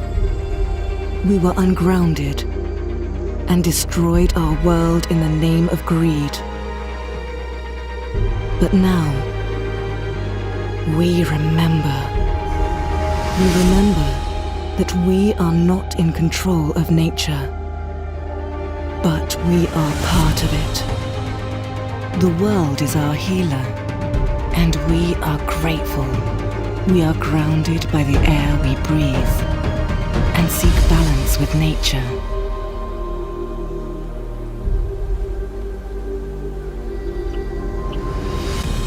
We are not separate from the universe. We are an awareness of ourselves. Every grain of sand, every forgotten star in the night sky, and every ray of life-giving energy is part of us. You are here to survive, and you are here to find this wisdom. There is a stillness waiting for you. Go and find it. Retreat to NN.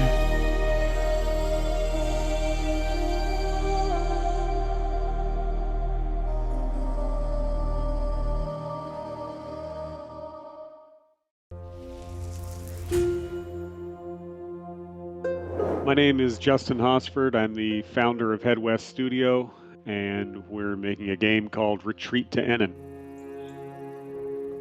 Retreat to Enin is first and foremost a survival game with a more relaxing angle to it and a little bit of mindfulness mixed in. I was trying to make a Zen kind of experience, and I'd never seen that in a video game before as a core mechanic. Your abilities in the game are attached to your spirit level. If your spirit level drains, your health starts to drain, and you lose the ability to do things like light a fire, craft items, sprint, hold your breath underwater for very long. So you need to keep your spirit level up in order to be more effective at survival. And the way that you keep your spirit level raised is through meditation. Meditation's had a profound effect in my life. It seems like something that maybe the world could use even more of now, and if this little game can help even one person achieve that, I think that it's reached its goal. Gently close your eyes and take in a nice, deep breath. For years, I was a film and television composer. Because of that, I was able to focus a lot of energy on the score to this game, and I didn't want to just do the obvious chill Zen music. You know, I wanted to make something emotional, even sad at times. I tried to make it, I guess, as connecting and beautiful as I possibly could. To connect people to nature, what we've done is made a very lush, full, rich environment. It's not procedurally generated, so every path you take, every valley you walk into, every corner you turn, I tried to make it have its own personality. On the main island of Enin, the tropical island, there's going to be creeks, ponds, it's surrounded by a huge ocean. And when you go into the redwoods, that's a much larger area. If the player's going to get lost, that's where that's going to happen. The majesty of seeing an elk or a wolf roaming around the Arctic level just looks really cool. All in all, I think that they're very immersive environments. I kind of want this to be a game where people get lost sometimes. There isn't a map or a compass. All you have is a home icon on the last place that you slept. The player's going to kind of have to watch where they're going and just keep an eye on where things are. You got to get out there. You have to explore. There's a variety of animals to hunt on all three biomes, like deer and elk. There are wolves in the game, and we have gillnet fishing. Basically, everything is gathered. You don't cut down trees in this game. You can collect the wood off the ground, the scrap wood and driftwood, and turn that into a beautiful wooden structure with the technology. There is no wasted item in the collection system. Everything has a purpose. It's a hope and a dream that maybe someday the technology that we're developing can actually help us live closer to nature and not continue removing us further from it.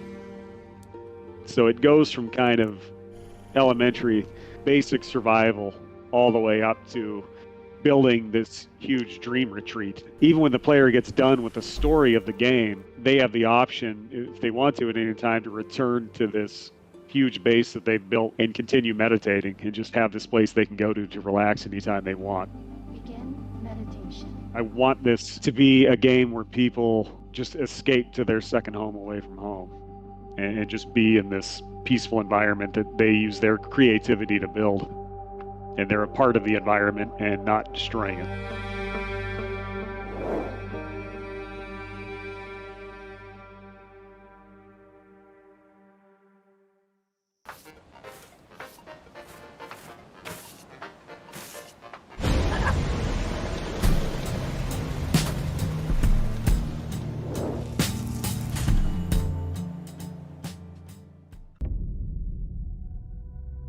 If you find this tape, I beg you, listen to it carefully. My name is Elise. I recently settled in the village of St. Exel, a quiet and isolated place near the sea. But during the annual fair, something happened.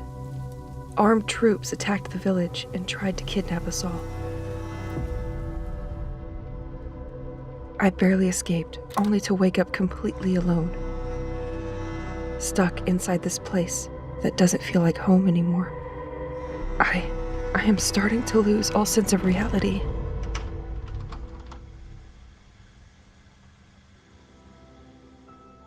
While I was investigating the village, I discovered a deeply rooted sickness. When I started to sink into its abyss, St. Exel Church, I was finally able to see more clearly. Because even if this place is constantly challenging me, it also keeps pushing me to question everything. If by chance anybody is listening, please come help me. I'm not going to last much longer.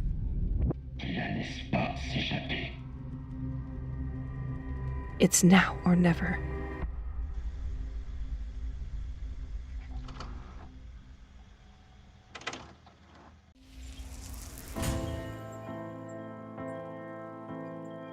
Hello, I'm Melvinio, the studio director of Elsewhere Experience, the studio behind Broken Pieces. I am also the sound designer and audio director for the game.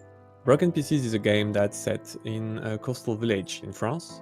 It's an adventure game where you play a character named Elise. There's like some kind of paranormal phenomena that are happening inside the village, and she cannot escape.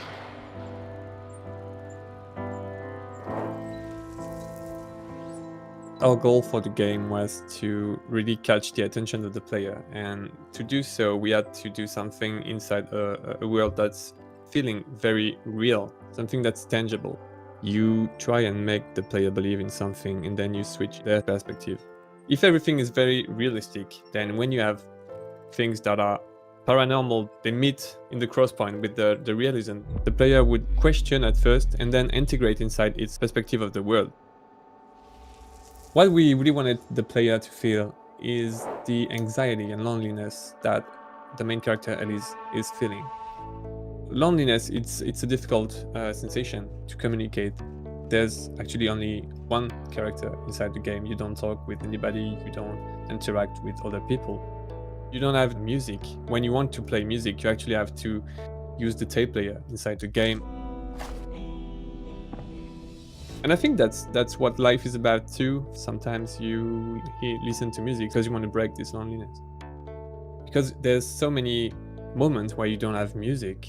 You have to have this constant soundscape of what's surrounding you. We did a lot of recording where we live, and we really wanted it to be very present. All the environment were done by my associate Benoit. He drew most of his references from the region we live in and from the places we see every day. All the architecture surrounding us that are not seen a lot inside the video game industry.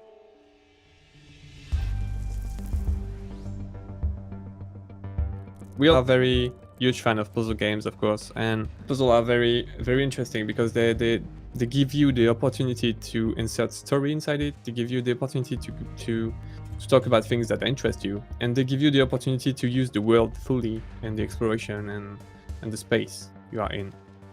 The game is pretty unique, you know. The features there's inside it, the way we made things, it's very ours. We didn't compromise on that.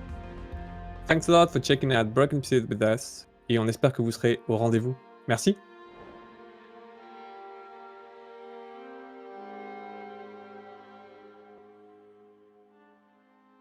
Hi everybody and welcome aboard. I'm Stefano, co-owner of Stellax Software, and this is our project, a minimalistic narrative game called Monorail Stories in a modern-day pixel art setting. So what's the game about? Well, the game will star two different protagonists, Sylvie and Amal, who live in different cities and travel each day on the same monorail. But they never meet because they travel at different times and opposite directions. Along the way they will meet different people and make different choices, but they don't know they are sharing a common story, because what one character does on his route has consequences on the route of the other character. So every choice the player makes will have repercussions, every choice will bring the player to a different story and to a completely different ending. But what does this game have to offer? Well, so first, the game has a story mode with branching storylines and multiple endings, but we also want to offer something new and not common in this kind of games. So we decided to add an innovative asynchronous multiplayer mode, where what one player does on his turn will impact how the story plays out for the other player. And last but not least, we also want to offer a kind of endless story mode with new contents added regularly. Okay, that was it. Thank you for traveling with us, and I hope you enjoyed this short first ride on the monorail.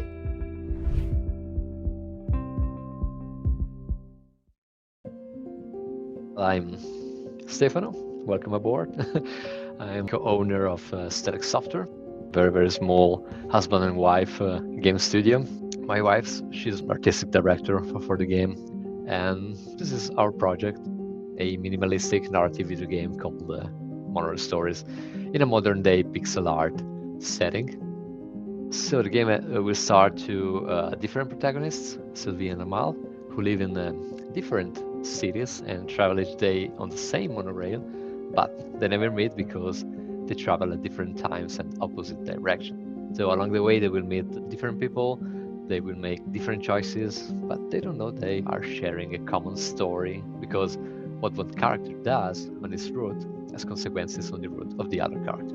So basically every choice the player makes will have repercussions, and every choice will bring the player to a different story, to a completely different ending. We have around 10 different endings in the game. The funny thing is that each ending is so different one from the other. We're really surprised at the players. It was a huge challenge for us because we tried different ways to manage all these different paths that the player has. And what we find out really to focus everything on the relationships with the other commuters on the train. Monorail Stories is really about ordinary people in extraordinary everyday stories about commuting, human relations, and destiny waiting to be discovered.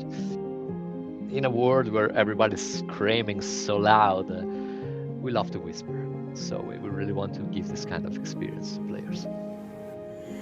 The game not only can be played, of course, in single player, but we added this innovative asynchronous multiplayer mode for 2 players.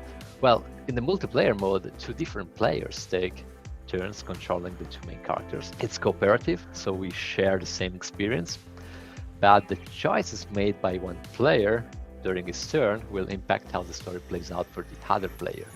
Be able to play with a friend of yours or with a complete stranger and share the journey together, knowing that your choices will impact somebody else's game. That's what the game is about. This multiplayer mode, you can play it online, or you can play it on Twitch. The streamer plays as one of the 2 main characters, and one of the viewers can join the game and play as the second character. So really be able to participate together, so play together with the stream. We spend a lot of time working with this plugin because we really believe that adding the multiplayer mode to narrative games will really bring something new and fresh and exciting to the experience. It's really a minimalistic game. You have simply, the characters can only move left and right. They have a button to interact with everything. So it's very, very easy to play. It's really a game to enjoy. Our idea really came up from our daily commuting and trying to imagine what's the story behind all the passengers, all the other commuters. If I start talking with somebody of them, will my life change? Will their life change too? And it's really a game for pondering life that explore intense and touching stories. Simply enjoy.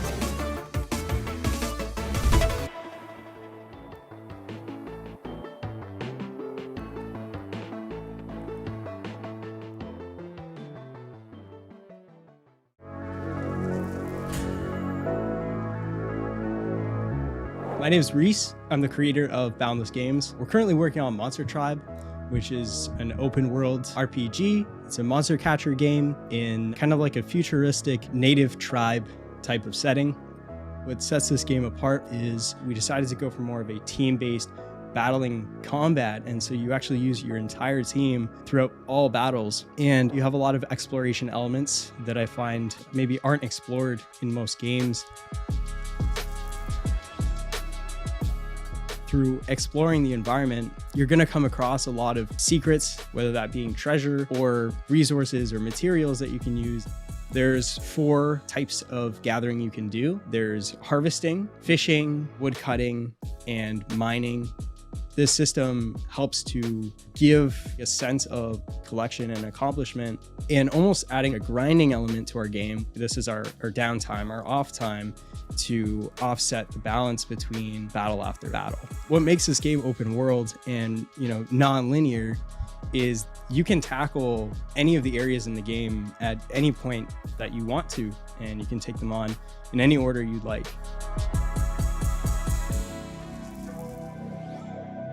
Collecting monsters isn't the traditional throwing some kind of orb or object at it. And so in our game, instead, what we've done is we've created a system where monsters drop DNA as a battle reward.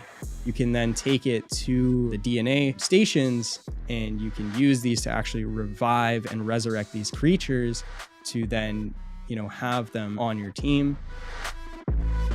Monster mutations is a mechanic in the game where you can mutate them using resources and items. And so originally it started off as just a way for us to get more variety in monster encounters that opened up to about 300 different combinations of creatures. And so we just kind of thought, like, why not throw that into the player's hands? It changes their element, their class, and also their design. Once we actually get into the battle encounters, it is a team-based battling system. So you'll have 4 slots for your monsters. And so you can have a 4 versus 4 battle. And this takes place on a 3x2 style grid. You can have moves that hit all squares on the battlefield, or just the front line, or the 2 middle squares, dodging moves and kind of predicting what your opponent has in their arsenal to strategize through more than just using the right moves on the right guys. You also have to worry about your position, the enemy's position in this group-based, turn-based combat. We've been working on this game for over 2 years now. I'm just proud of the entire process of making it and becoming a better developer because of this game.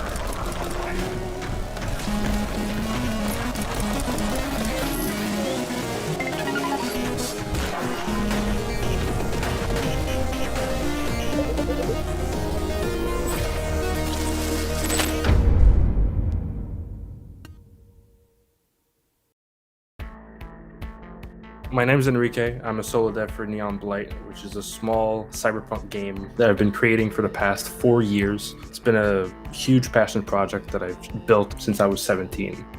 I describe Neon Blight as somewhat Metroidvania and roguelites. I use the term Metroidvania loosely because it's not a platformer, but it has those kind of elements of an open world map where you explore different areas. It is definitely a bullet hell, especially with the bosses and some of their attacks. You go into a room and then you shoot everything you see without worrying about anything.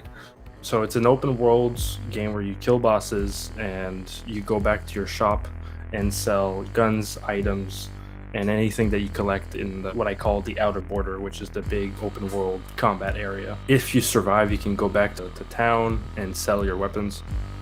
So the story, basically she's an ex-cop and she becomes a gun shop owner as her retirement, and she's dragged into this bigger than herself story of trying to collect the ultimate weapon before, something bad happens. It's a story that teases a lot of stuff. It makes the player question what kind of world they're in. I think it will lay the grounds for further expansions of the world.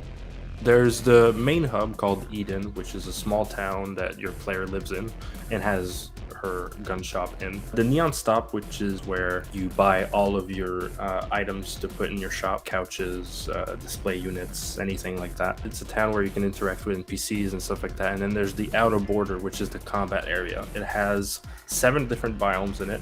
An abandoned forest, the Lone North I call, which is like a snowy biome, a bunker. You explore different shops, talk to some people.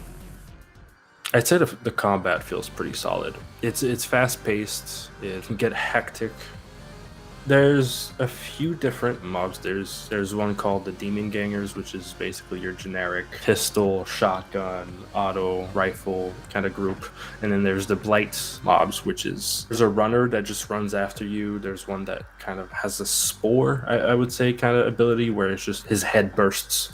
And then there's bullets that fly everywhere. There's robots also. Quite a bit of variety. I'd say Neon Blight wouldn't be the same without the music. Our composer is incredible, and every time they push something out, I'm like blown away every time. On a personal level, it's very much a labor of love, and for the genre of roguelites, the genre of Metroidvania together, and I think that people that like cyberpunk games will find some nice things in my game, especially in the art style and the world that I built, and that my composer has pushed forward with the audio and the music.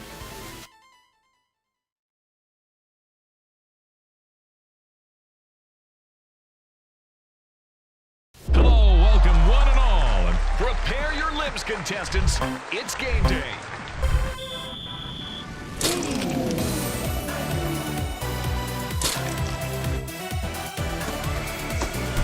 That's just nasty. Today, we're watching a race to the finish. Whether that be the finish line or the grave, who knows? Some have spoken out on social media to say that this section has been designed simply far too hard, and it's cruel.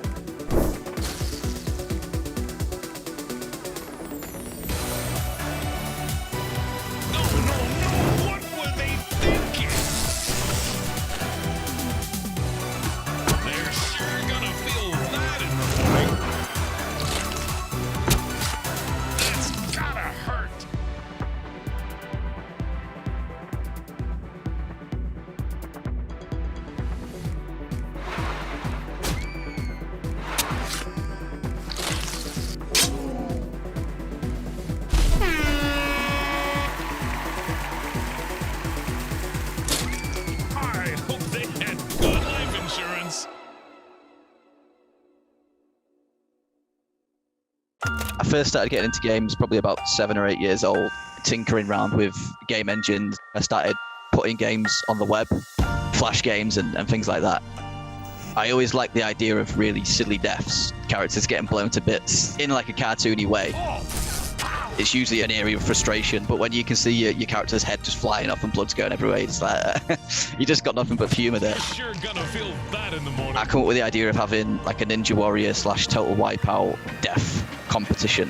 I was actually working 2 jobs at the same time as developing the game. I'd have all these fantastic ideas while I was there. You know, I'd be on the checkout just thinking about Slaughter League, and by the time I get home, I'd just like, we ended up deciding that it would be best if I worked full-time on the game. This game, it sounds corny, but it's changed my life in that way, whereas no other game had before. It's just flipped my life to where I want it to be. So to finally be able to do this as a job is just insane. I love it.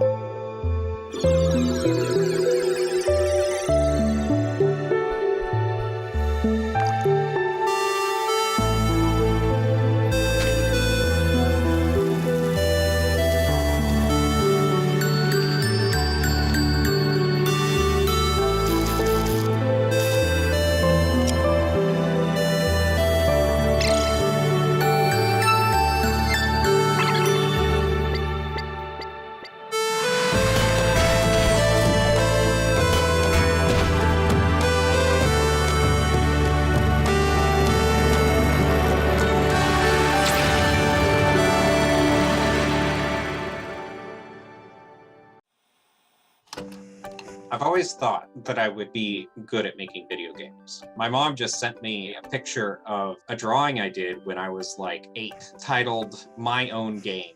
I was diagnosed with Asperger's autism as a child, and I basically kind of just told myself, nah, there's no way I could be in management. But through therapy as a child and then continuing my own efforts, I overcame it.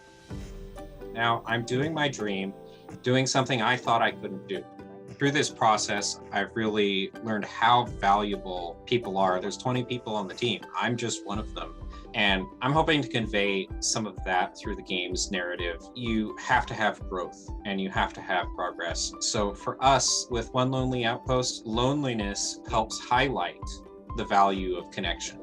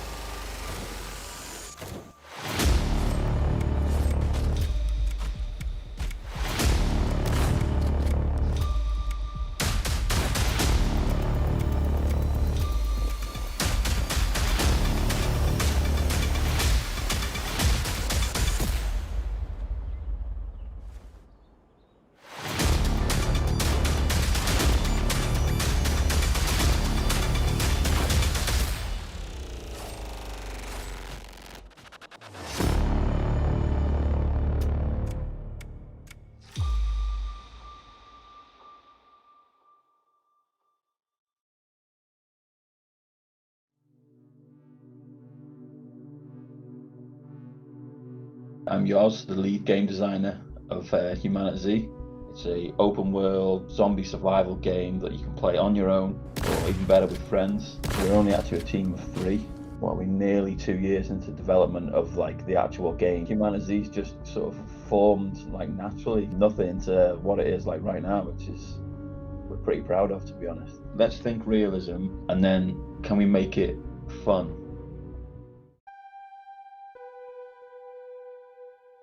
The open world is one of the main things because the map is pretty darn huge. I think we're up to 8 by 8 kilometers, so people are going to get lost. You can literally go anywhere you want. You can find spray cans and then you can like track where you are, and it's that way of like mapping out where you've been. So there'll be obviously zombies, there's no getting away from them, but there will be other non-player character AI like bandits, gangs, some friendly, some not. We have like random item spawners that are created for each building. Say me and you were looting like a town nearby. Sometimes you might not get anything, sometimes you might get a little bit. You could go to those locations and hope no one's looted them before you, or it's your lucky day and that loot is there for you to gather. We decided to do multiplayer from the get-go. You can play alone and be the survival guy, playing with friends is definitely how the game is made to be played. That's what we want it to be as well. And we just felt like it'd be so much more fun. So you could like have a community of say 3 different of your sort of buddies, and you could sort of go different paths to sort of cater for the whole community. That one be a builder, one be a combat guy, one be like a farmer, that kind of thing. So yeah, you could kind of mix it up and get the best for like a community. You can kind of like invest in the character, so you can kind of level him up, develop skills, gear it towards a play style. But if you die, you lose everything. To learn your lessons from the last time and don't make them same mistakes again. That was one thing we wanted, is that build anywhere. If it was an apocalypse, you had your own house, you would use what you could to fortify the house that you currently live in. I don't know, the fortification is just one of my favourite parts of the game at the minute. That was one of the things that we first started on, was we literally began with fortification, and then we expanded to there from like, okay, what if someone wants to live in the woods and just be like a hunter? So then we've gone for your traditional logs, build walls, build fences, basically give the player like freedom to kind of build wherever they wanted. Build in a supermarket where there might be some decent food and like maybe like higher ground. That's what we wanted to do. It's literally freedom of the player. That's like story writing, they can kind of play their own way.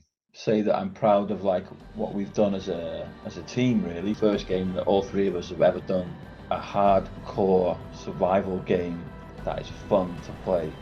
And you know, we hope that our passion for these games shows in our game and people just enjoy surviving in our world.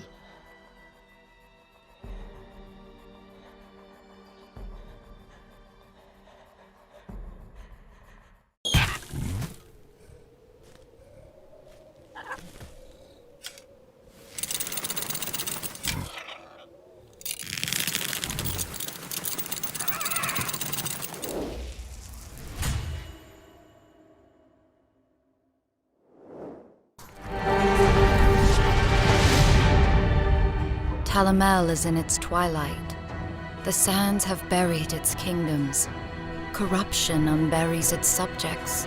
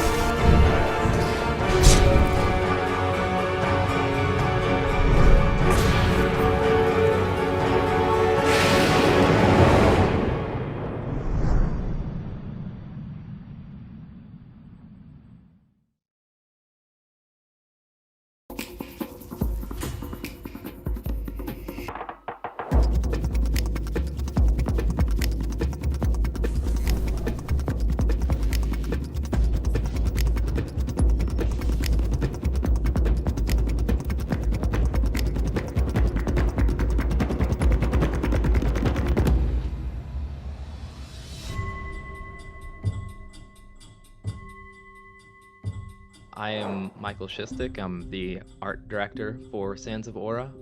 Sands of Aura is an action RPG in like a post-apocalypse fantasy setting. You're getting on your sand ship, you're cruising across this desolate wasteland of sand that was caused by this spell plague from ancient times, and the player is gonna unravel and figure out why that happened and maybe what they can do about it. But it definitely emphasizes on action RPG being the difficult, kind of brutal, learn to play it kind of way.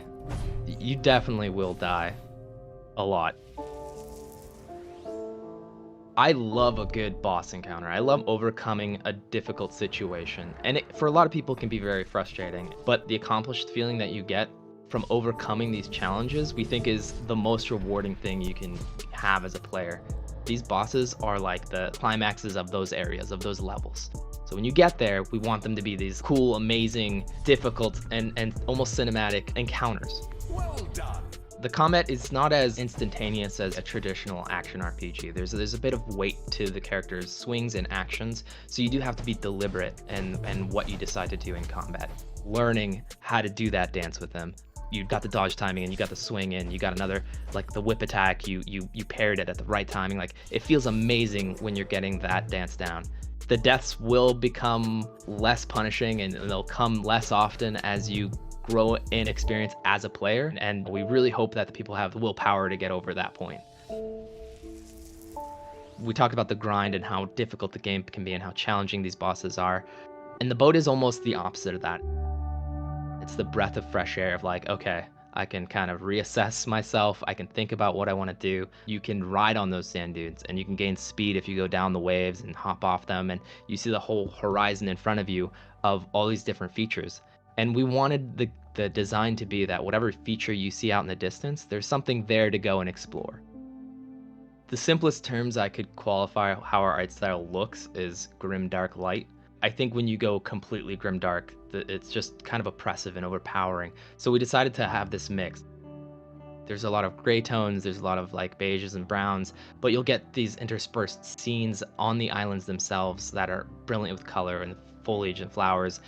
And all the different things that you can see in the game, like everything has a meaning, a reason, a story, a purpose. Every dead end has a reward. If it's loot or armor or reward, whatever it is, or an NPC or a character, like there should always be something in every nook and cranny. And that's made the level design way more interesting and worth exploring.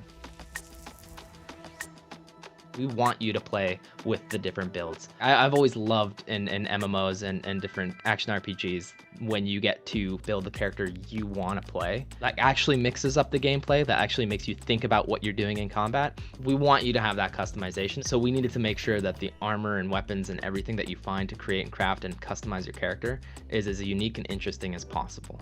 The more inputs you have, the more infinite in range of combinations you can make.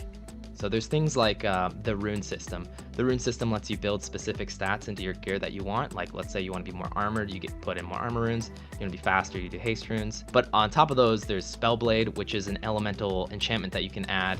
Then you have like fire, ice, and lightning that can vary the combat in different ways. And then on top of that, there's also armor sets that have very unique set effects that make the gameplay very different in how you approach combat. And then the weapons, there's weapon heads that have an effect, there's the weapon handles that affect the animation and have effects, and then finally there's pommels that all have like a poisoning effect, or like when you hit an enemy there's projectiles that spawn. Being able to build the character you want to play, that was what we wanted to do. Going forward, there's going to be these big patches, and there's going to be a lot that you can check out, and that's worth playing. I think we have an incredible team of artists and programmers. I'm proud of our team, I'm proud of our game, and I hope everybody enjoys it.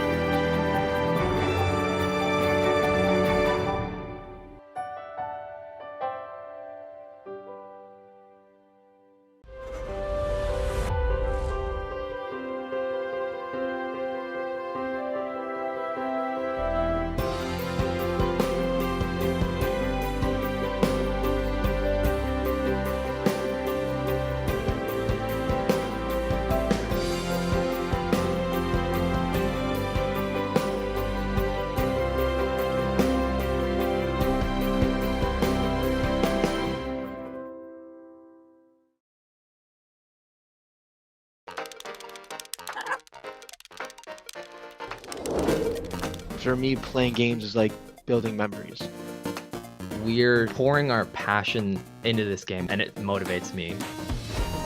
Making the game, it just feels like this surreal experience. I come from a background that has nothing to do with video game development, and now it's my entire life and my new career.